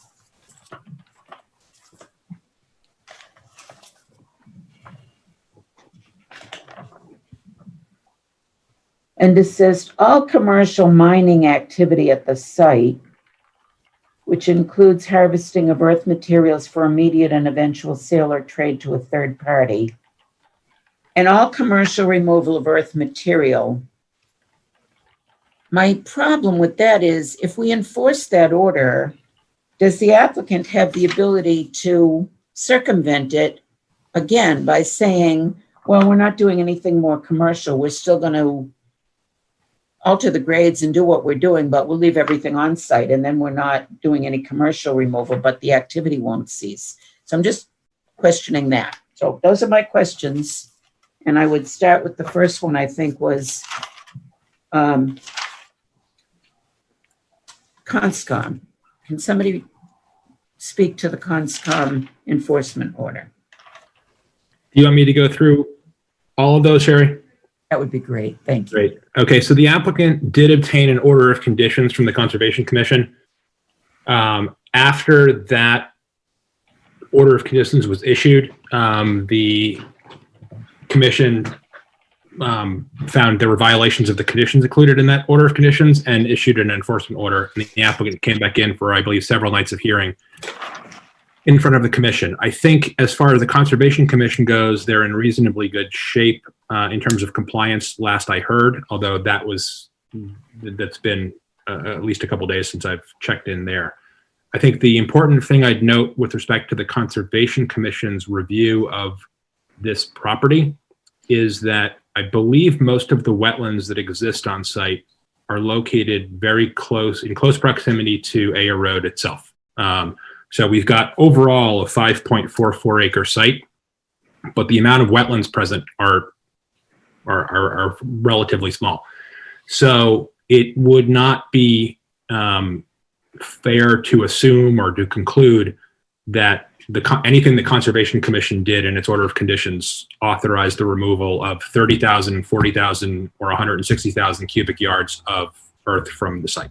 They looked at it from a wetlands perspective, and they were, they're limited in terms of their jurisdiction on this site. Earth removal, not approved by the Conservation Commission. You asked a question, I think your second question had to do with the grade of some of the lots relative to the abutting properties.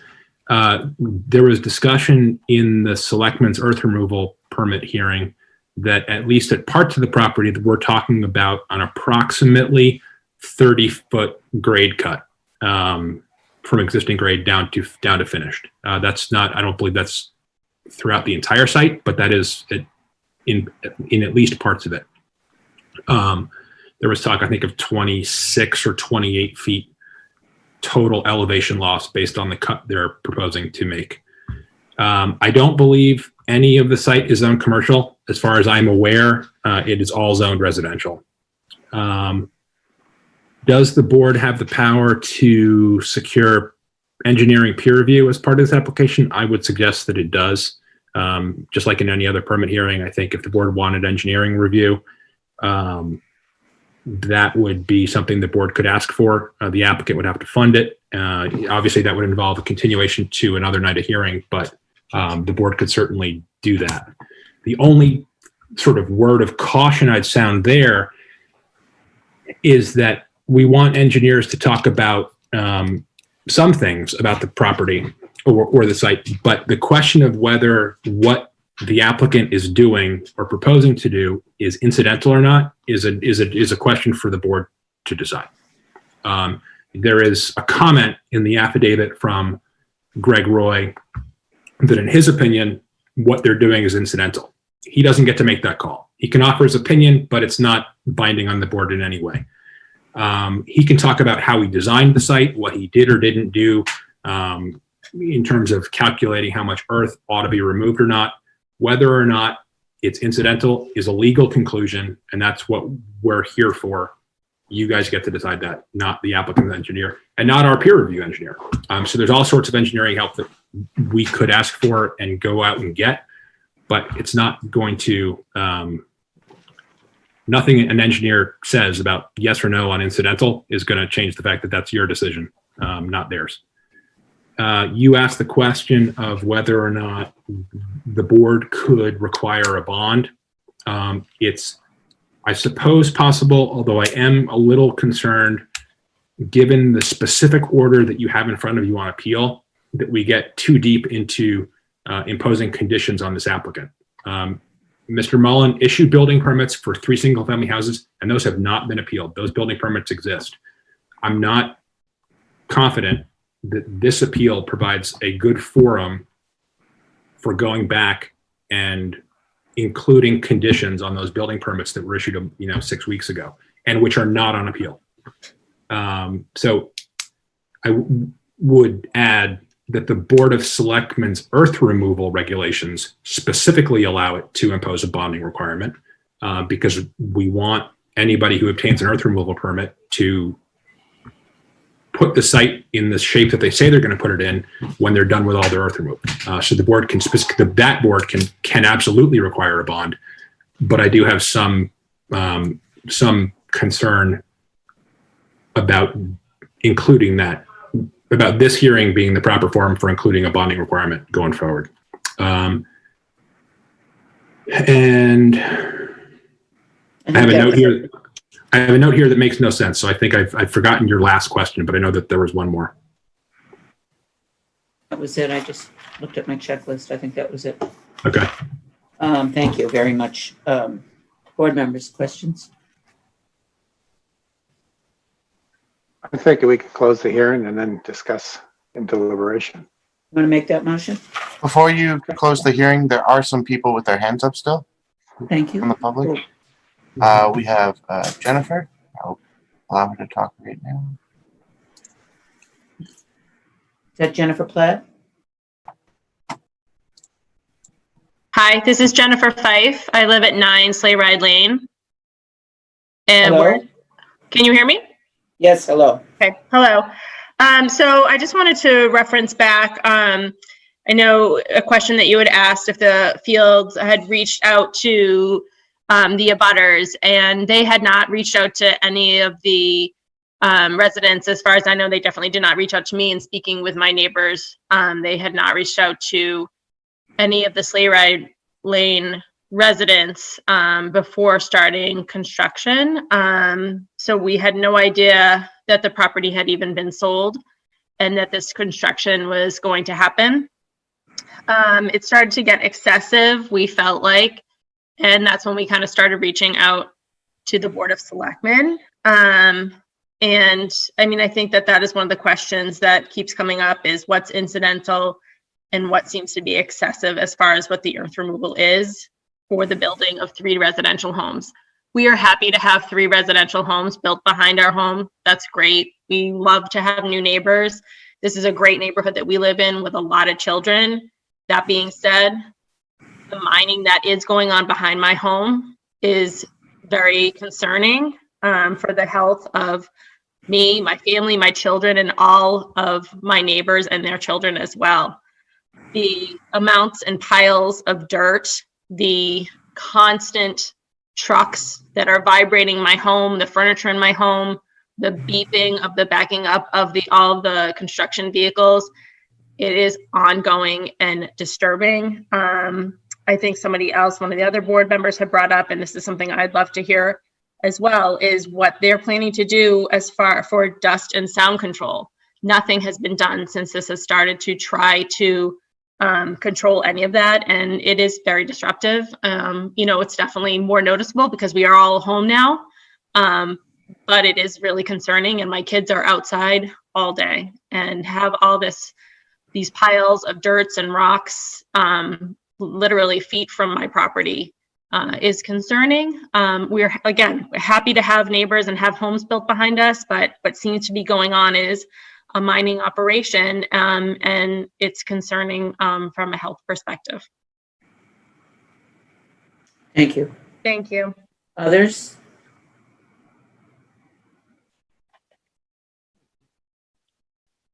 Brian, are there other neighbors or abutters? Yep. We have Carrie Johnson. Thank you. Hi, I'm Carrie Johnston. I live at 5 Sleigh Ride Lane. I just want to echo Jen's comments. I don't recall that we were informed. And if that is in fact not the case, if we could just have a copy of perhaps a letter that may have been sent to us. As a parent, we're very concerned just the safety. There are 2 children on this street, with all of them under the age of 11, with the exception of 3 of them. So as mentioned, the kids are out and about. If we had conversations with the developers, I think we would have requested some fencing to be put up, just as some safety measures behind Jen's house, 7 Sleigh Ride, which is Jay McHugh, and then the neighbor to the right of Jen. So again, it's just the communication, I think, in terms of what was going on behind Jen's house and just the concerns with safety with all of the children. And especially, as Jen said, now many of them are out and about all day long. That is very much a concern of all of ours. Madam Chair, if I may respond to that. Yeah. I mean, safety of your children, of the neighbor's children, is very important. And if a fence would be helpful, that's absolutely something that we can do. There, as you heard before, this property was subject to a notice of intent and order of conditions for conservation. So all abutters were notified of that, and that was back last year. And it might not have been something that people really focused on until the project was well underway. We understand that, but we are available, and we are available to have discussions. As I said, we have started mitigation on site, including sprinklers, including relocating equipment, including hydro seeding the berm at the back of the property. We're open to input, and we want to make this a safe project. We do want to be able to continue, because right now we're stuck, and what you see out there is what you have. And we want to be able to take it from what it is now, which is the middle of active construction, and get it to the point where the houses are going up and the landscape is being done, and you have the finished product that you're going to be happy to have next door. So this is the tough part. We get that. We have to come back to that issue of incidental. What's incidental for one site with certain topography is not the same for another. And if you look at the photographs presented both by the abutters as well as what we've presented, and you look at them, you're going to see, well, that's actually very similar to what's happening in other residential developments, where there are screeners and loaders on site, where there is materials being stockpiled to be used later in the project to finish the grading. And for many projects, there is a significant amount of earth that has to go somewhere. And so the issue of, if you're selling, does that make you a mine? It doesn't, unless every other residential development in town is a commercial mine. So, we're not looking to be treated special. We're looking to have the same treatment on this project as the other residential projects in town. And we want to be able to get through this process where it is an active site and there's a lot going on, and be able to put up some of those mitigation measures. And as I said, we are happy to have those be part of the building permits. If that makes the board more comfortable or the commissioner more comfortable, then absolutely we can do that. The reason that we didn't seek an earth removal permit to start with is because the building commissioner told us, the then commissioner, that it was not required. The only reason we went down that road is because new commissioner came in, had a different approach, and we were trying to be cooperative. It turns out that process became very contentious, and we weren't able to get the sort of give and take that we were looking for from the town. And we wanted to be able to go through this process with you and get a determination from this board on, that this is not a commercial mining activity. This looks like every other kind of residential project when it's in the midst of the site prep. Could I just respectfully request a copy of that letter? Because I don't recall receiving a letter, and in speaking to my... Ms. Johnston, 1 second. You have to speak through, is that you speaking? Yes, yep. Okay, I just want to identify you, and you have to speak through the chair. And the letter that is referenced from Ms. Platt, I will ask the applicant's attorney to send you. Would you submit it to the ZBA? And then Ms. Fairchild can share it with Ms. Johnston. Great, thank you. Of course. Yeah.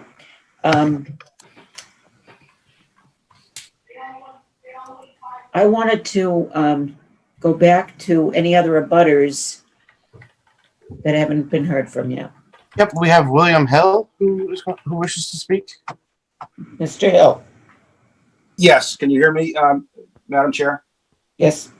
Yes, I'm not in the butter. I am counsel for Onyx Corporation, and I've been, so I haven't been in the room, but I wanted to speak.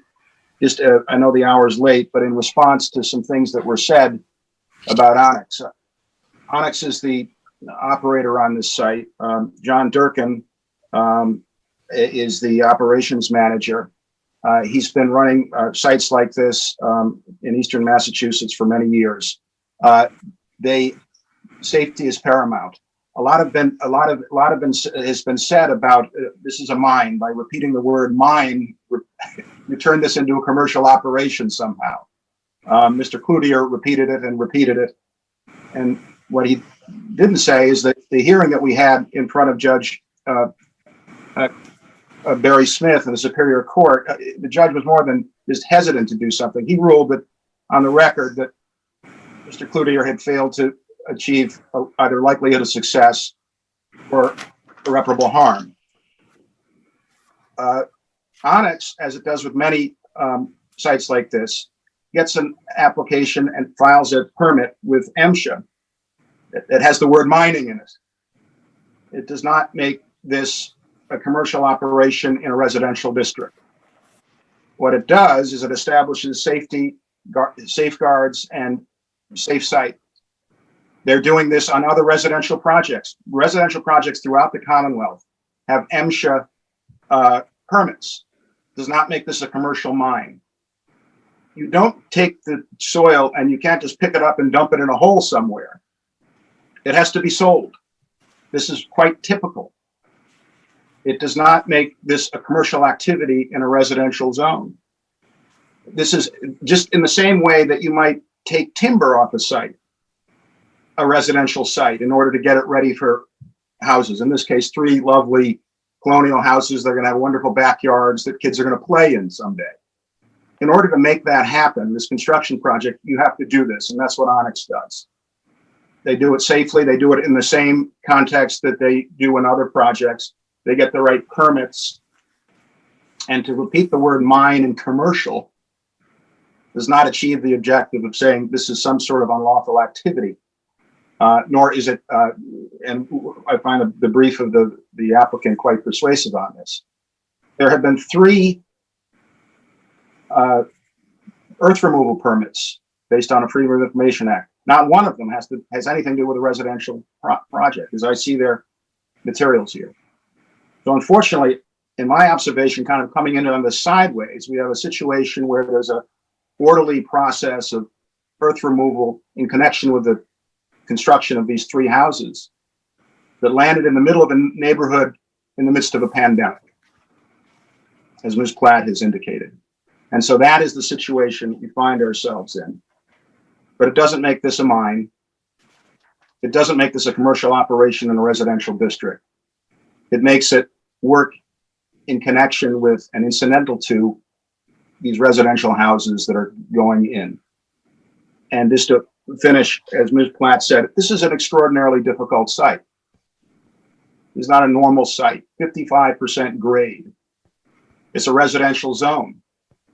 The applicant wants to put 3 houses in this area. It's a difficult site. But I think everyone is trying to row in the same direction of making this site accessible, safe, compliant with the grade requirements. And Onyx is doing all it can to advance that and is amenable to any mitigation measures that will make this work better during the hopefully short amount of time that it can be completed. Thank you. Thank you, Mr. Hill. Madam Chair, if I may as well, at the appropriate time, I do have 2 things I want to get mentioned.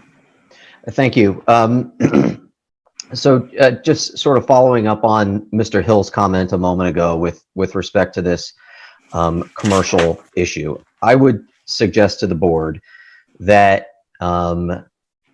that the Fields hiring a contractor like Onyx to come in and do site preparation work, and that includes excavation work, does not turn this project into a commercial project any more than later on in this project when we When the fields hire a carpenter to do carpentry work, or a plumber to do plumbing work, or a roofer to do roofing work, turns the project into a carpentry business or a plumbing business or a roofer. Whenever residential construction is undertaken, it requires for almost any builder to hire contractors to assist with the construction of the homes. And in this instance, part of that construction, and in many residential projects, part of that construction is site preparation and oftentimes soil removal. And so that does not change the nature of what is a commercial project into, excuse me, what is a residential project into a commercial project, just because in the process of building the homes, you hire commercial businesses to help you build those homes. So that's the one issue that I wanted to mention. The second issue that I also wanted to touch on in a little bit more detail, we've talked about mitigation, and questions have been raised as to what's been done up to this point, and what is it that the fields have suggested to the selectmen, and by extension to this board, with respect to mitigation. And I'd like to specifically refer the board members to Anderson Krieger's, Attorney Platt's submission on May 15th. And her submission addresses that, but I think in more detail, you'll see it addressed in the Fields letter of May 14th, which is attached as Exhibit 12 to that submission. You know, a question was asked with respect to fencing. And that's exactly the kind of feedback that I think is helpful to us. I've been working with the Fields for a bit on this project, and I'll admit that I hadn't heard the word fencing before, and I hadn't thought of it. And so that's a good example of, I think, feedback that can be helpful in this process. But in terms of the things that have already been put on the table, the first one, and most importantly, is accelerating the project. And so if you look at the case law, and then those cases where they find that soil removal is not incidental to the underlying project, they tend to be in agricultural cases, but they're talking about multiples of the amount of soil that is being removed in this project. And they are talking about soil removal that takes place over many years, 3-4 years and more. And so the first order of business for the Fields, in order to try and be responsive to the concerns that the town was raising and the concerns that the residents has raised, was to accelerate that process. And they believe they can get it down to 12 months. And they believe that if they can do the project without interference, that they can actually do it even quicker than that. So that was the first mitigation. The second is with respect to hours of operation. Typically, hours of operation on construction sites are 7 to 7. The Fields are suggesting 7 to 5 p.m. With limited Saturday hours, and the Saturday hours are only for loading material, not for screening any material. And we suggested that in part because that allows the material to get off the site faster, while also reducing the impacts, particularly in the evening and the weekend hours. The Fields had a water meter installed at the property so that sprinklers could be done now. Sprinklers have been installed. We can look at installing additional sprinklers, but you know, that work has been done already, and was done in the last week or two to try and address some of these issues. The Fields have installed, there's dust monitoring devices on the equipment as it operates. There is also dust monitoring equipment at the property lines, and the same is true with respect to sound, so that we can gauge and know if there are dust problems or noise problems that are beyond the ordinary and that need to be addressed. The landscape plan and the landscape screening plan has also been mentioned. That the plan specifically is on is Exhibit 14 to Attorney Platt's submission. And it shows extensive plantings, 2 and sometimes 3 rows of plantings going around the back of the property to where the abutters are located on Sleigh Ride, and then along the side of the property line where Mr. Connors lives. So Mr. that's McKay, Mr. McKay, I just want to ask you to cut it short. The okay. hour's getting late and you're beginning to get repetitive of what's already Okay, been my said. fault. And the last thing I'll mention on that is the seeding of the berm, so that cuts down on the dust, and moving of the screener, which has also been mentioned. So I did want to make sure that folks understand that the mitigation suggestions are real, they were deliberate, and we're open to further dialogue on that. Thank you. Any other Madam abutters? Chair, I move we close the hearing. Thank you, Ed. Let me just see if there's any other abutters who want to. Madam Chair, Mr. Connors wishes to speak again. Go ahead, Mr. Connors.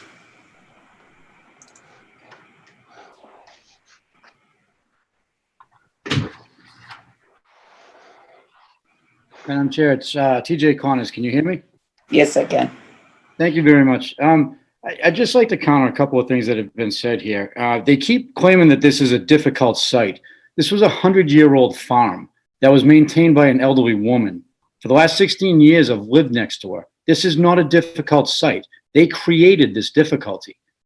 They've created this. If they want to put in a couple of houses, they now, even though they've worked through a stop work order, even though they've ignored a cease and desist, even though they're continuing the mining operation, they now have access. They have a driveway that they can use. They can put their 2 houses or 3 houses in and be done. This is a commercial activity. And in deference to Attorney Hill and McKay, when you claim that something has to be sold, that is the very definition of commercial enterprise. It is in the commerce. So, and they're talking about accelerating this project. I can show you pictures and video that part of some of the exhibits that are there. Now they're going to work on Saturdays. For 16 years, I've lived up here and had family barbecues. I've literally not been able to do that at times because of the noise, the dust, and the dirt. So their acceleration, and they're only saying it's going to be a year from now. 2 tons of dirt and dust and sand can be put into the air. And if anybody wants to come up my driveway and take a look, we're by the soccer fields and the Littleton High School playing fields. They're your children that are going to be inhaling 2 tons per day. That's the MSHA regulation. And MSHA itself has said they don't have any regulatory authority over the abutters.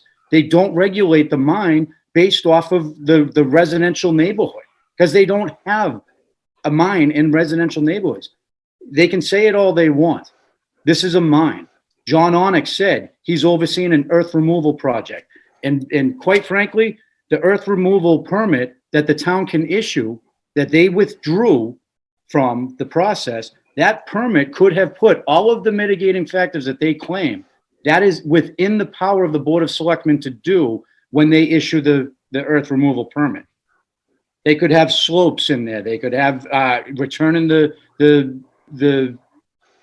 area to a certain grade. The earth removal permit has the safety checks and balances in place. They withdrew. They withdrew because they were told they had to stop mining in order to get a continuance. Those are the facts that they don't want to tell you. Thank you, Mr. Connors. Again, I have a motion to close, but I just want to ask if there's any abutters who haven't spoken or who've spoken and want to be heard. Just abutters, please. There are no Mr. Butters, but Mr. Cloutier wishes to speak again. That's Mr. Connors' attorney. Yes. I'll take the one last comment and then I'm going to act on the motion to close. Mr. Cloutier, please just address things that are new. Yes, thank you, Madam Chair, members of the board. 2 very quick, 1 point of clarification. Attorney Platts mentioned that the project is stuck. I just want the board to understand no work has stopped. The petitioner has continued work after both the March 23rd stop work order and April 16th cease and desist. So the work has continued unabated. Point 1, and my last point, I'd like to redirect the board's attention to my exhibit number 3. which is a sign placed by the petitioners at the site which states you are entering a safe mine site, and exhibit number 14, which identifies is the formal registration of this site as a mine. So with respect to Attorney Hill, I'm not trying to will this into a mine by saying the word over and over. As I said at the beginning, don't rely on my words. You can rely on the petitioner's own words, including the wording of the sign they placed at the site. Thank you very much for your consideration. Thank you. We've gone for 2 hours on this just about, and I have a motion to close the hearing. Do I have a second to that motion? Second, John Sewell. And I will take a vote on it. Rod? Rod Stewart, yes. John? John Sewell, yes. Jeff? Jeff, unmute, so. Mute. Jeff Yates, yes. Mark? Mark Saucier, yes. And Sherry Gould, yes. Okay, I want to deliberate, but I want to stretch for 5 minutes. Anybody else want to join me? Yes. Sounds like a And plan. I would like to announce to anybody who's in attendance, you may remain during the deliberations, but you cannot add anything more. If we need clarification on a matter, we can ask questions. And if a question is asked that requires a rebuttal by the other side, I will allow it. But I hope that the board's heard enough for us to deliberate at this point without having to ask any further questions and receive no further input. And 5-minute break. Thank you.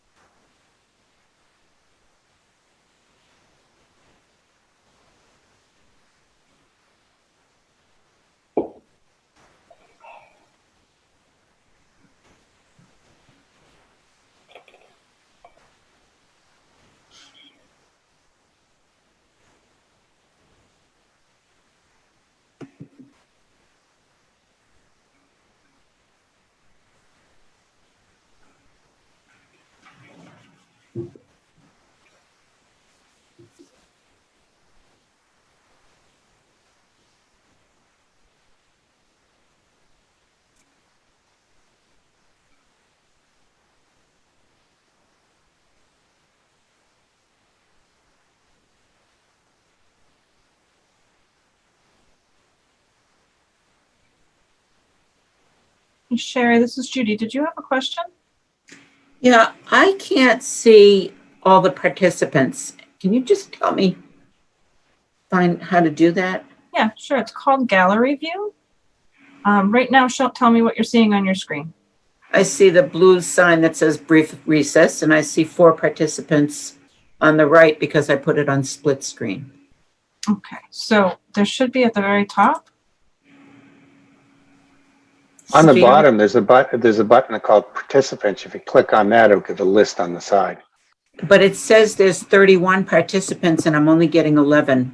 So there's only 9 panelists, and those are the people that have the ability to have cameras. Yeah. The other 20 are attendees, and they are muted, and the cameras are not allowed to be turned on. Then the other thing is, why can't I see all 9 of my board? Some of them have turned their cameras off, I believe. It also could be because I'm screen sharing, and once you stop the screen share, if you go into gallery view, you should see everybody. Okay, well, I just lost everything now, so I might need to sign on again. No, we see you. No, we see you. Yeah, I don't have a screen. You're already in another meeting. Do you want to leave? No. So how do I get back to you guys? 1 second. We see you. Like there, okay. Thank you. Yeah. But Sherry, if you move your cursor to, excuse me. If you move your cursor to the bottom, in the middle, you see participants 29. Click on that, and a panel should appear on the right side, and you have 2 tabs: 1 participants, 1 attendees. And I see Sherry, Mark, Janet, Jeff, and you. No, I'm talking about a list. This would bring up a list of everybody, not pictures. I don't have 29 on my list. I see that list. Well, there's 2 tabs. One says attendees 20 and participants 9. Click on the attendees, you can see the rest of them. Mm-hmm. Oh, that's cool. Thank you. And then if I scroll down, it'll give me the rest because I was scrolling and it didn't. Okay. Okay, thank you. Technologically challenged. Sorry. Well, we used to use Zoom a lot until the company said no more. All right, I think we're ready to resume.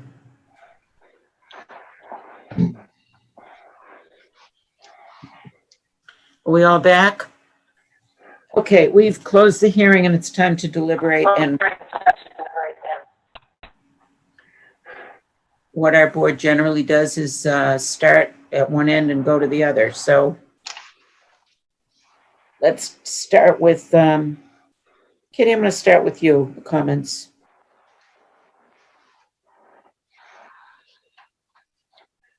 You have to unmute.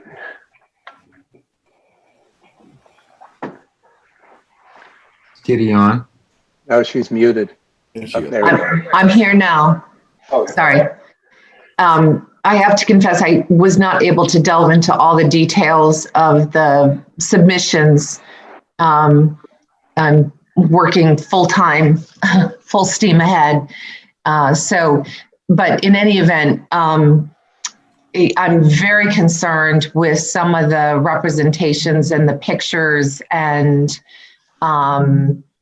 the big picture of the construction project, which seems mountainous and momentous. It was pretty shocking. I didn't even get a chance to drive up there because I have limited car use, but the pictures do speak quite loudly, and I find it really difficult to believe that it takes 2 years to clear an area to build a few numbers of houses. I'm not an engineer. I'm not a contractor. And again, I apologize that I was unable to do the due diligence that I had anticipated doing and reading all of the materials. They were voluminous. But I just feel like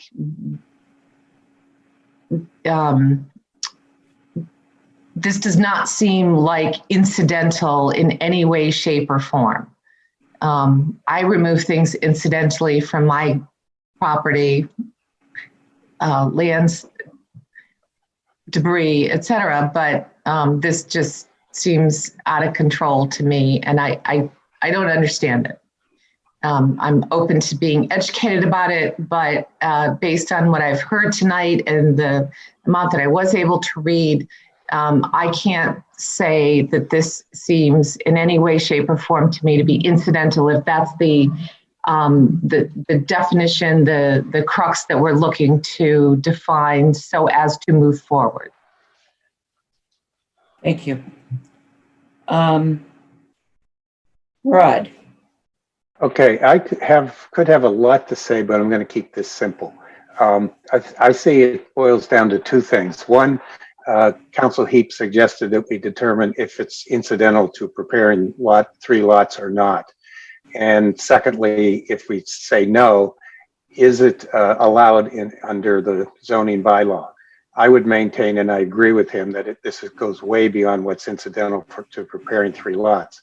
Given that, then the activity would not be allowed in a residential zone unless the selectman gives a soil removal permit. So I think that's the only direction that makes sense, that they get the soil removal permit and we sustain the cease and desist order. Thank you. Mark. Yeah, a couple of things, actually 3 things. It is a bit of a stretch to call it incidental. However, depending upon what the true legal definition is, the only way to make that site buildable is to take that dirt out of there. So you could make an argument that it does meet incidental. However, the other 2 comments I want to make that are not in favor of it are the claims that it's not a commercial situation. It is a commercial situation. I don't know if you have it in front of you, but Attorney Cloutier's letter for the board with numerous exhibits. Exhibit 2 shows a Facebook posting by Onyx. It says it's got a picture of it, and it says Onyx has opened a new pit location at 9 Air Road in Littleton, Mass, ! And we have Title V septic sand, bank gravel, processed gravel, stone, and more.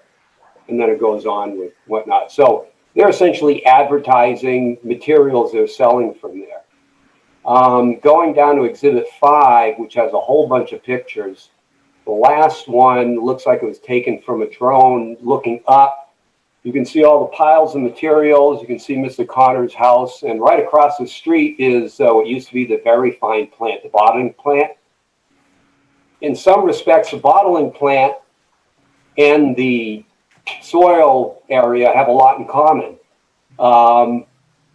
They're both taking something out of the ground, adding value, taking it off-site and selling it. Very Fine is selling water. These people are selling all kinds of different sand. That to me is by definition a commercial operation. The claims are that, oh gee, later on they're going to have carpenters and plumbers. Well, if they get a carpenter in there and he starts building cabinets for sale outside of there, then you're right, that's a commercial application. They're not processing the sand for the site, they're processing it to sell it. So from that perspective, for me, it's undoubtedly a commercial situation and is subject to all the rules and regulations thereof. The third one is Mr. Connor's house, again in that picture, and last one, Exit 5. That has got it, and you can see he is like right next door to all that. Sleigh Ride is quite close also, but they're not in the picture. But I think it's just absolutely unfair to him to have to live with that. If they just went back to, hey, we need to prepare the site, fine, go in there, dig up the dirt, put it in a truck it away. That shouldn't take 2 years. But they want to process it, store it, and sell it. That's what's taking the time. And for those reasons, I think it qualifies as a commercial application. So that's it. I'm just writing. I want to thank you, but I'm just writing Try to write your comments as you say them for the record. I didn't get Jeff yet. Jeff. Kitty, I want to go back to Kitty's comment about apologizing for not going through all the material. Oh my God, there's hundreds of pages. We've heard from no less than 4 attorneys tonight. This is a blue ribbon day for the Board of Appeals. And I have some sort of basic comments. I have maybe more experience with development processes than the rest of you. I'm an architect. I work for residential developers. This type of thing happens all the time. That I do not deny that this is extreme, but that this is not, that I would still term this incidental because they are preparing lots for houses. My distinction for commercial, Mark, you were pretty persuasive, but for commercial, I think that it's something where you are specifically developing a site to, extract the materials, and then that's that. I go back to, we had a similar issue with Cataldo's and neighbors, and it was the same type of thing, earth processing, moving it around, dust, and we proposed mitigation, but the key thing in that was there was a timeline. The timeline was they were moving their operation to another spot. This project will have a timeline, and I don't know what you expect them to do with the material they take from a site. It's got to be marketed, and whether it's marketed as a pit or whatever, it's got to go somewhere. It's just the way it is. And typically that's sort of I have a guy who's excavating, he's gonna, he needs some material and this and that. Because of the volume of this is, they needed a marketing effort. And I believe the 2 years was an estimate of how long it would take them to find a place for the material, not how long it would take them to remove the material. That being said, another issue is the issue of control. And I guess I would like to explore what is the best way of doing that, whether it's through our maintaining a cease and desist with conditions or our turning this over to the numerous lawsuits and this Board of Selectmen.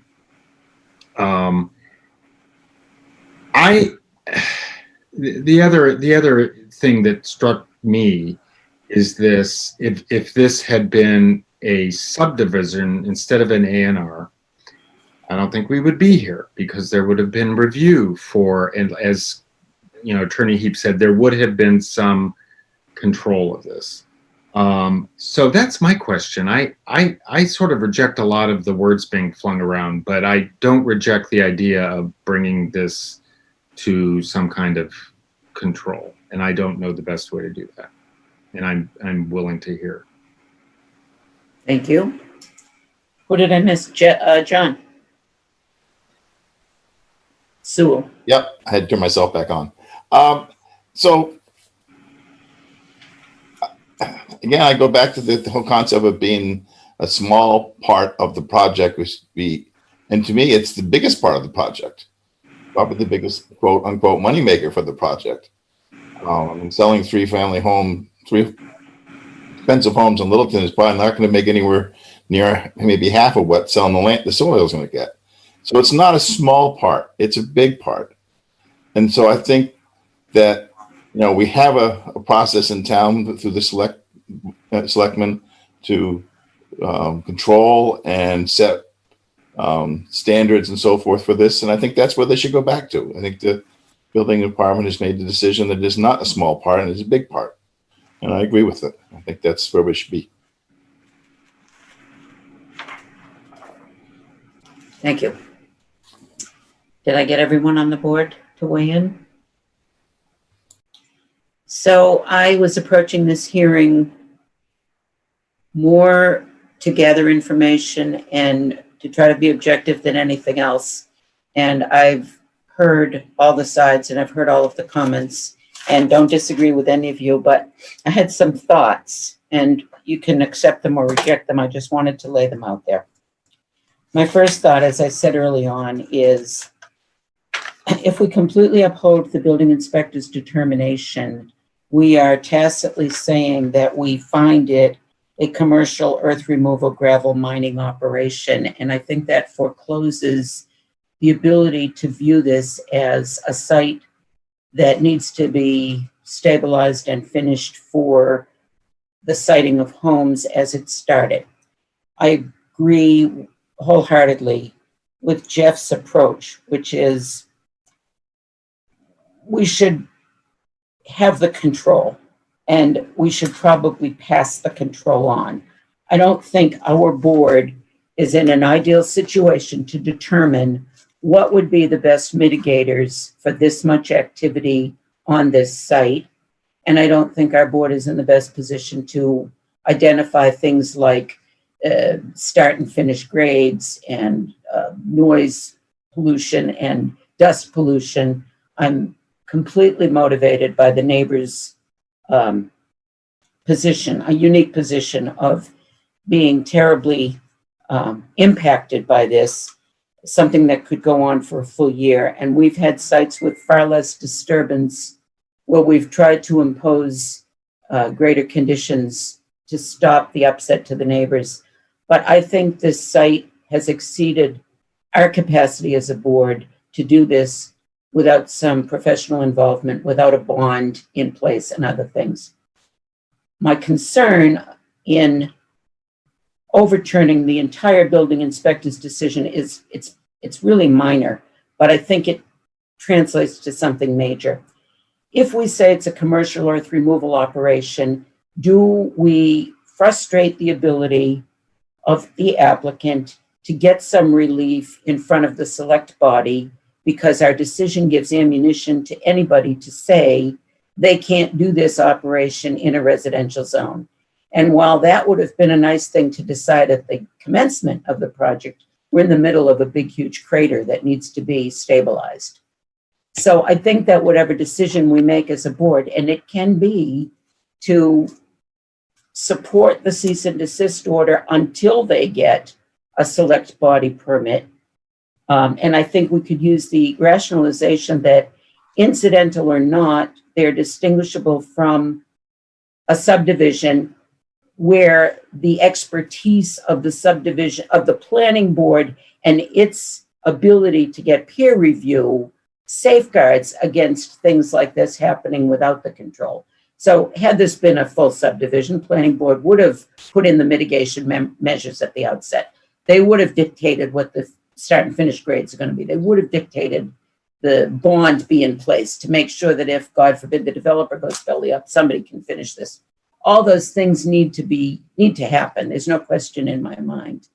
So I'm leaning toward the board favoring the conclusion that I'm hearing from most of you, that it should be put in the select body's hand, but maybe with a direction to the select people to act on it expeditiously and to have the applicant not treated much differently than they would have been had this been a subdivision where the planning board has a few hearings, some peer review, and puts the safeguards in place so that we don't foreclose and force to the courts an appeal of a zoning determination.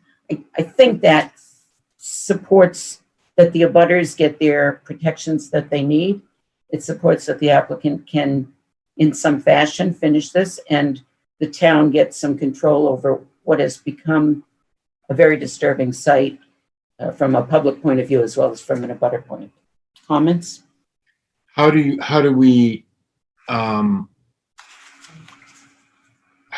What form does that take?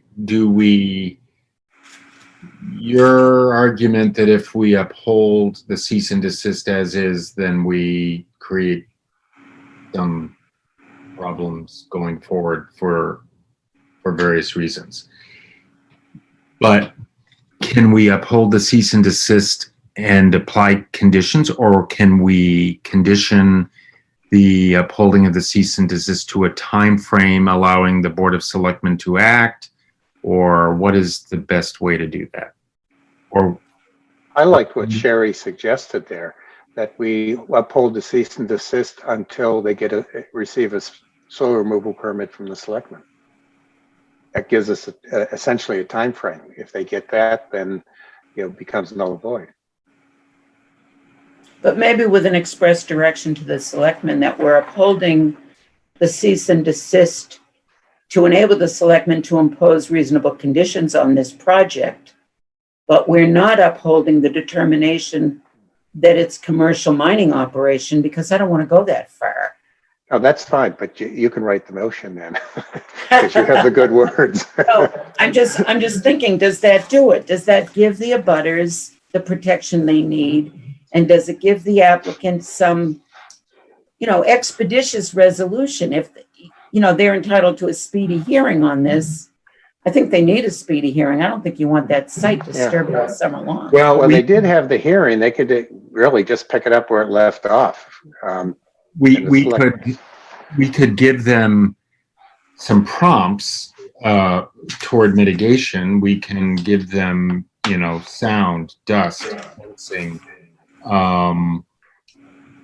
timing, and I don't know, and peer review, engineering peer review, because when I look at this, the back lot could be, the building could be higher to necessitate less grading, and there's commercial purposes for what they did but it could be,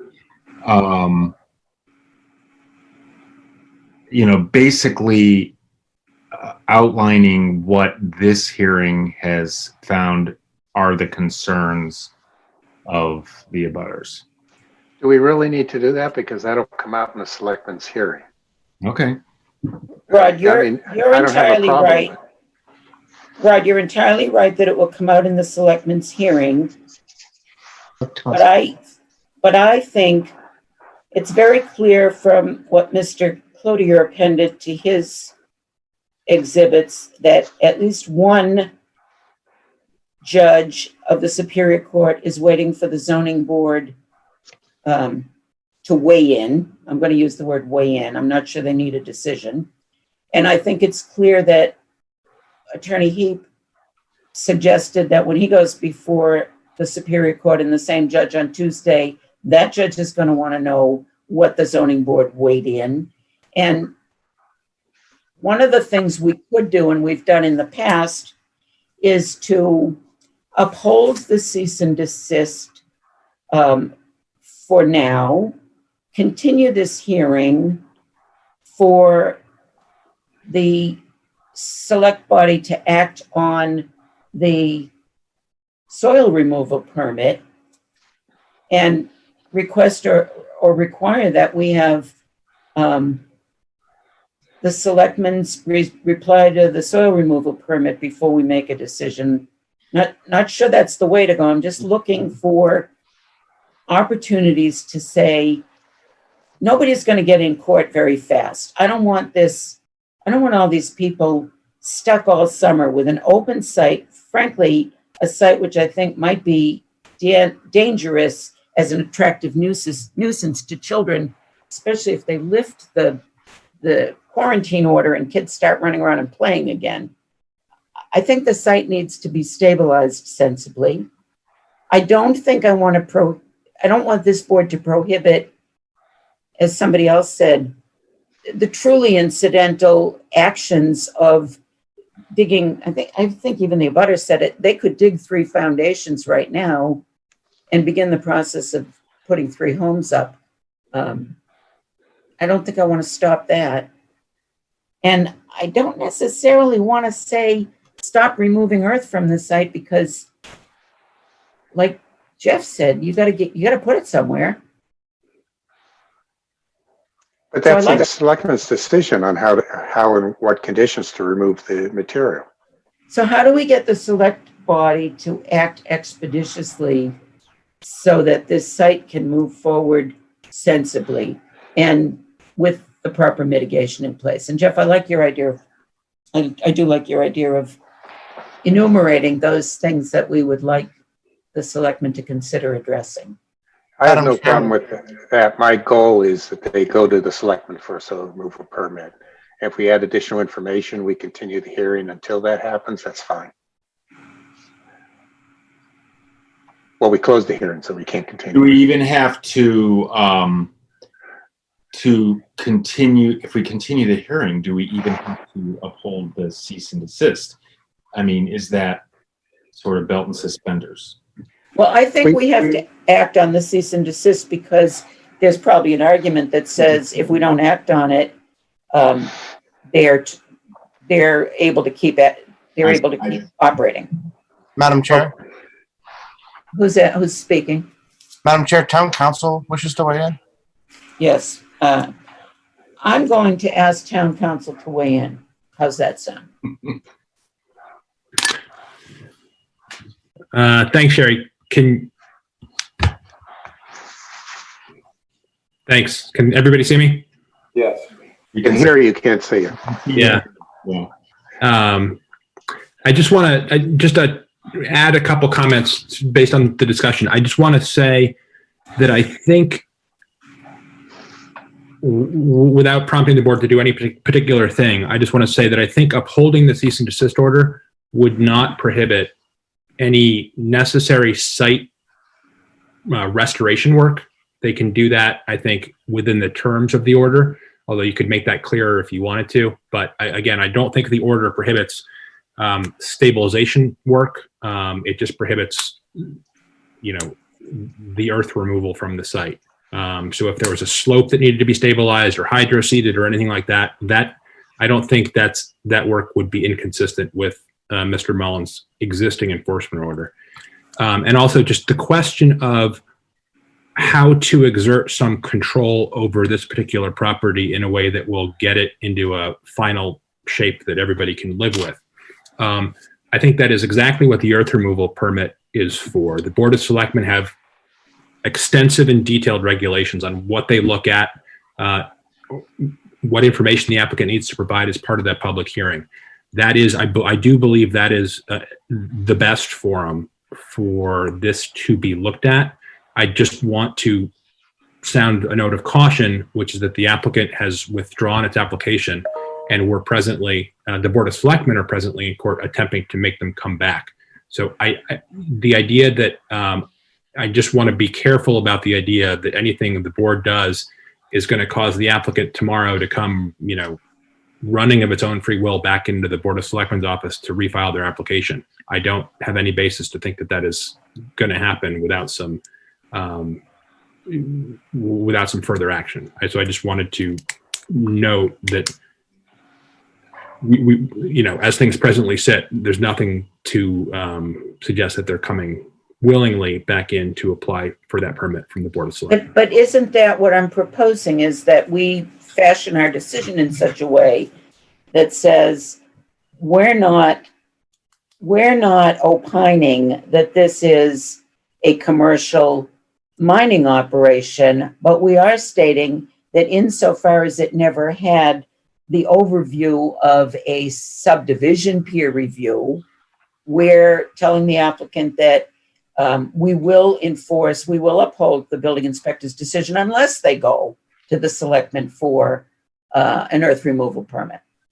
I guess I just want to be careful about the board articulating a strong basis for them needing an earth removal permit, which I think necessarily needs to involve some element of, this is a lot of earth. This is an unusual amount of earth to be removed from a residential location for construction of 3 single-family houses. You had made the point of, can they keep removing earth to put in the foundation of the septic? I don't know that anybody's going to have a problem with that, but that the overall amount of earth that they have announced that they want to take out, there needs to be a basis for in order for them to have to go to the selectmen, it needs to be sort of an amount of earth that would require them to go in and get a permit. So I just want to, the fact that they didn't go to subdivision isn't necessarily all by itself a reason to make them go get an earth removal permit, if that makes sense. But you're talking about quantifying something that isn't quantified in any regulation, town regulation or bylaw. There are other towns that do quantify it, by the way. There are. I guess the one thing that I would, and the bylaw, the zoning bylaw defines accessory. The earth removal bylaw does not define incidental, except to say that it is in connection with a building. The earth removal bylaw uses the word building. It does not say you get to, grade your lot as you see fit and be exempt. You get to remove, under the earth removal bylaw, as much earth as is necessary or connected to the construction of a building. I'd make the argument that doesn't, get you so far as the amount we're talking about here to build in the driveways that they've designed. But I think that's an argument for court, not for you guys. I still don't understand where that leaves us. You're not alone. And this is why there were 4 attorneys talking to us tonight. Yeah. Maybe Chris can offer some suggested wording.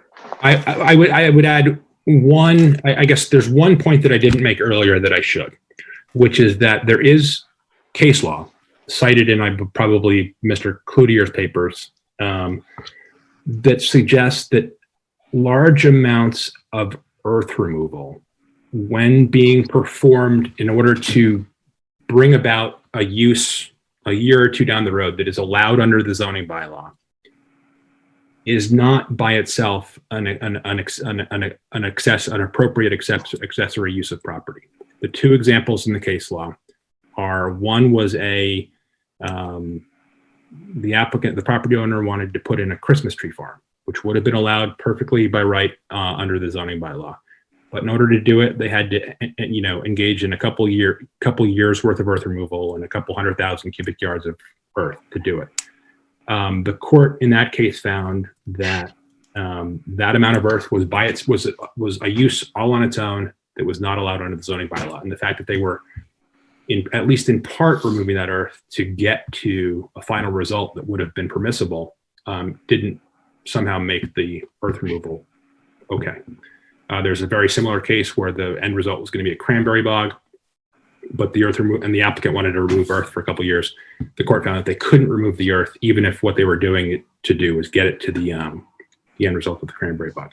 So that's, I think, doesn't exactly answer your question, Jeff, but maybe does go. Well, I looked at those and they didn't persuade me that they applied, but you bring up an interesting point about the timing and to survive, possibly having to engage in a lawsuit with those precedents. I mean, that's another option to us, I guess, is to, specify a time, 6 months, 8 months, 12 months. I don't know. But,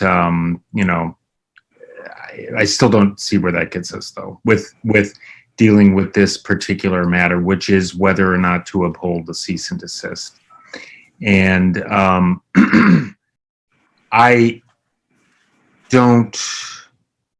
too tired to think about the gamesmanship of upholding the cease and desist as a way of getting them to come back for a soil removal permit.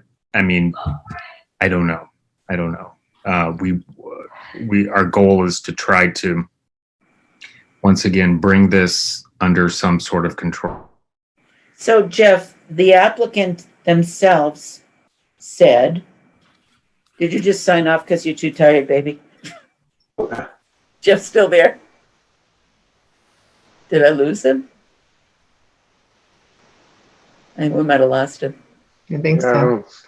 What I was going to say is the applicant themselves said that they don't have any problem with putting in all sorts of mitigation that they encouraged us to explore. All of you have said you want a different authority to oversee and have the oversight on this. And Jeff has said he's okay with the control going to the select body. And if the applicant really agrees that they're okay with the select body having the control over the mitigation measures, then I agree that the right place to send this somehow is to the selectmen for a soil removal permit.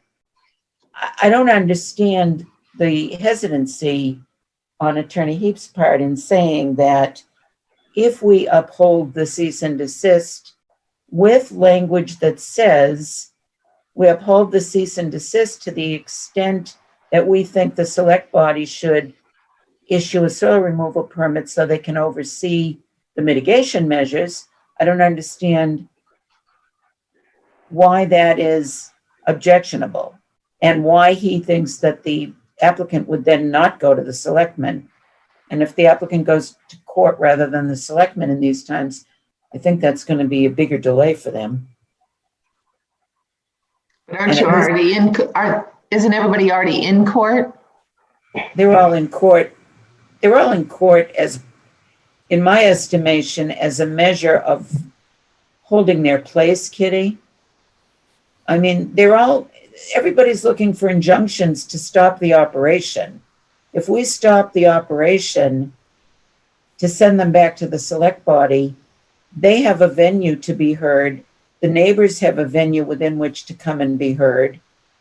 And this proceeds like it maybe the other subdivisions proceeded, and that is neighbors were invited to come and weigh in as to whether or not that much earth removal in creating the subdivision was going to undermine their neighborhood, their site, their quality of life. They had a forum within which to be heard. The court's not going to give the neighbors that forum except for the one neighbor who's got an attorney representing him.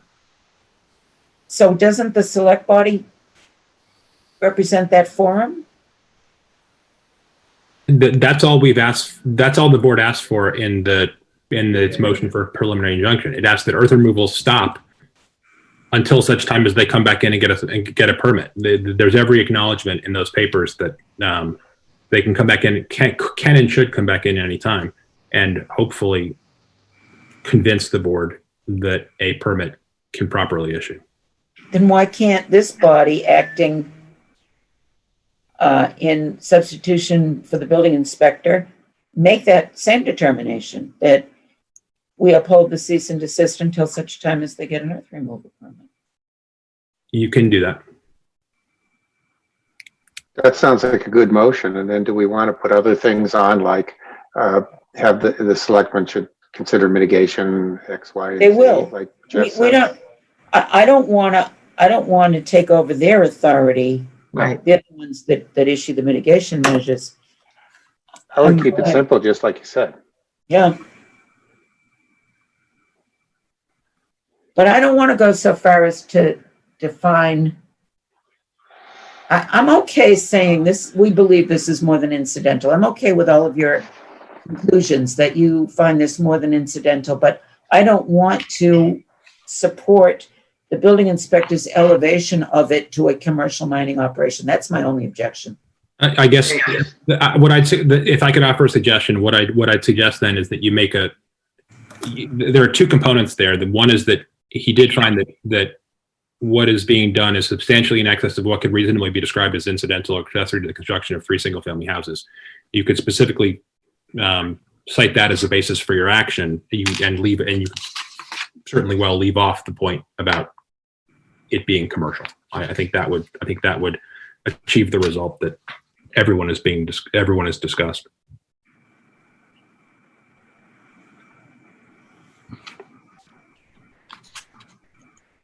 Madam Chair, I wanted to let you know that Jeff's battery has died and we are working on getting him back online. So he just didn't go to bed. I thought he stormed out because he was in the minority.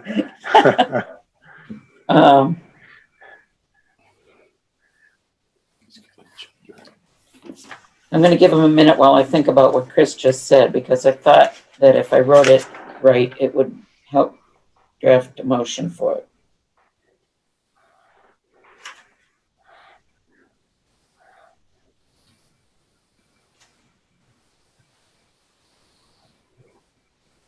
Yeah, I liked what he said, and that is, if our decision is that we find the extent of the operation substantially in excess of what could reasonably be described as incidental or accessory to the construction of 3 single-family residential dwellings, and we direct the applicant to the Board of Selectmen to apply for and obtain an earth removal permit for maybe for those activities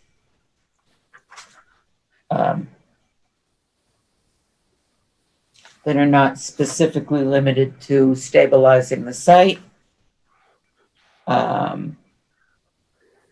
complying with the CONSCOM enforcement order. Do we need all that? Well, and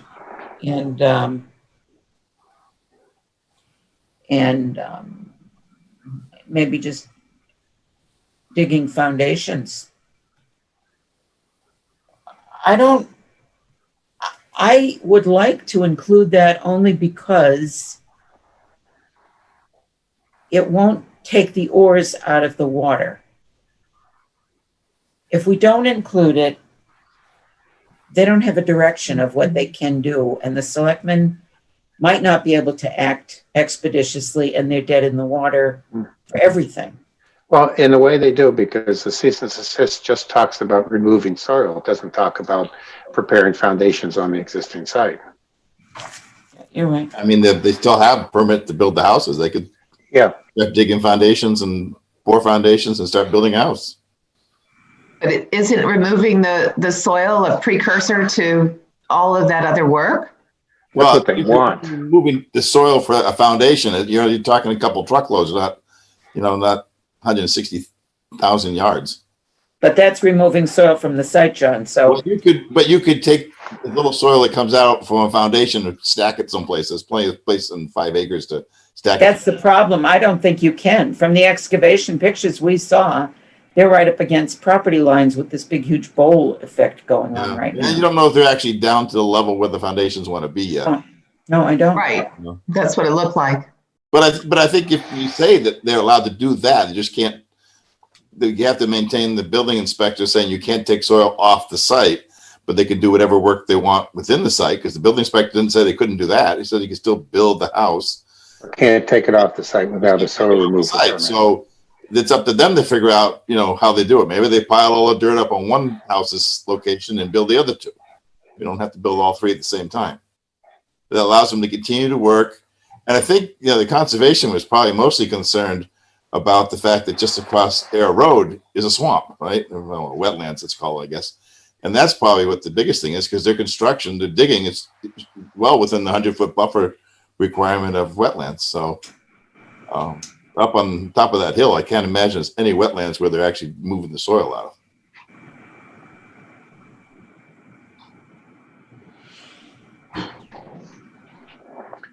I see Jeff back. Yeah, sorry. My battery died. That's my biggest fear when I'm playing this Zoom Yeah. thing. Well, you timed that well when you said you're tired, and then bang, you were gone. Yeah, sorry.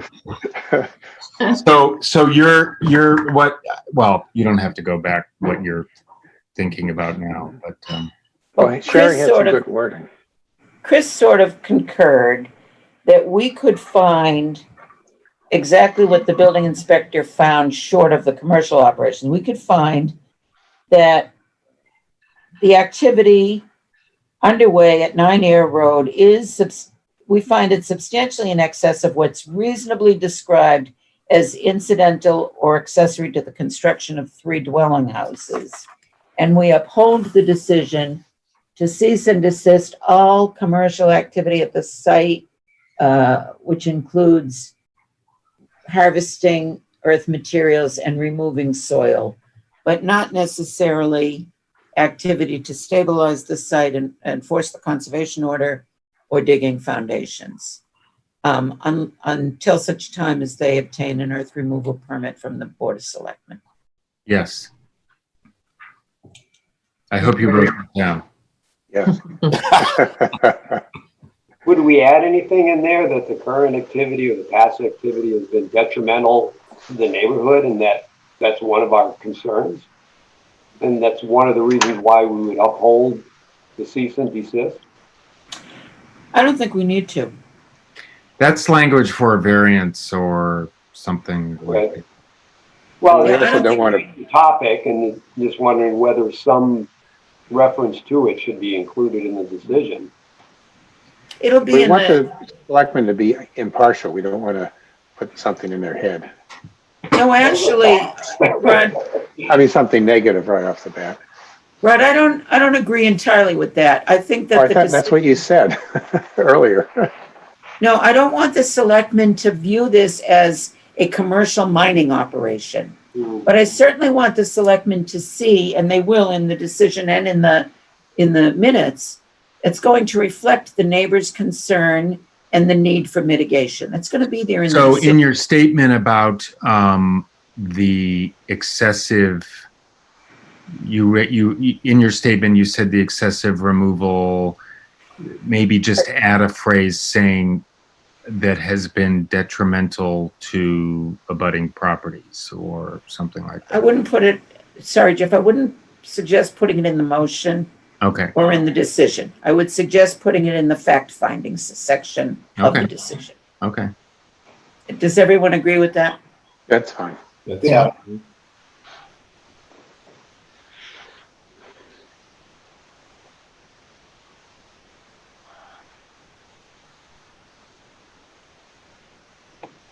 So I would move what you said Yeah. as a motion. Just say, I so move. Yeah. All right, I've got Rod making the motion. Do I have a second? I'll second it. Who said that? Mark. Mark Saucier. Yeah. Thank you. All those in favor signify by saying Make yes. the motion, just so we all on Yeah. the same page. Yeah, the motion is the board finds that the activity at 9 Air Road is substantially in excess of what could reasonably be described as incidental or accessory to the construction of the 3 single-family dwellings. And as such, we uphold the cease and desist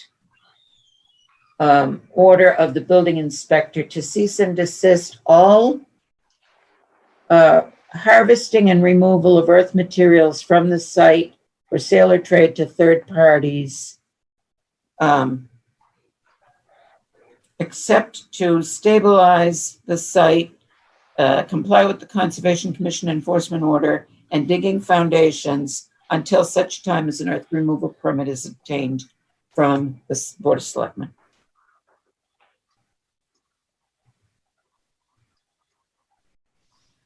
Thank you. I said it better myself.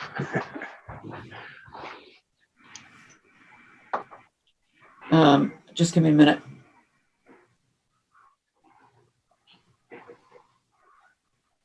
And that would be Rod. Vote. Oh, Rod Stewart, yes. Mark. Mark Saucier, yes. John. John Sewell, yes. Jeff. Jeff Yates, yes. And Sherry, yes.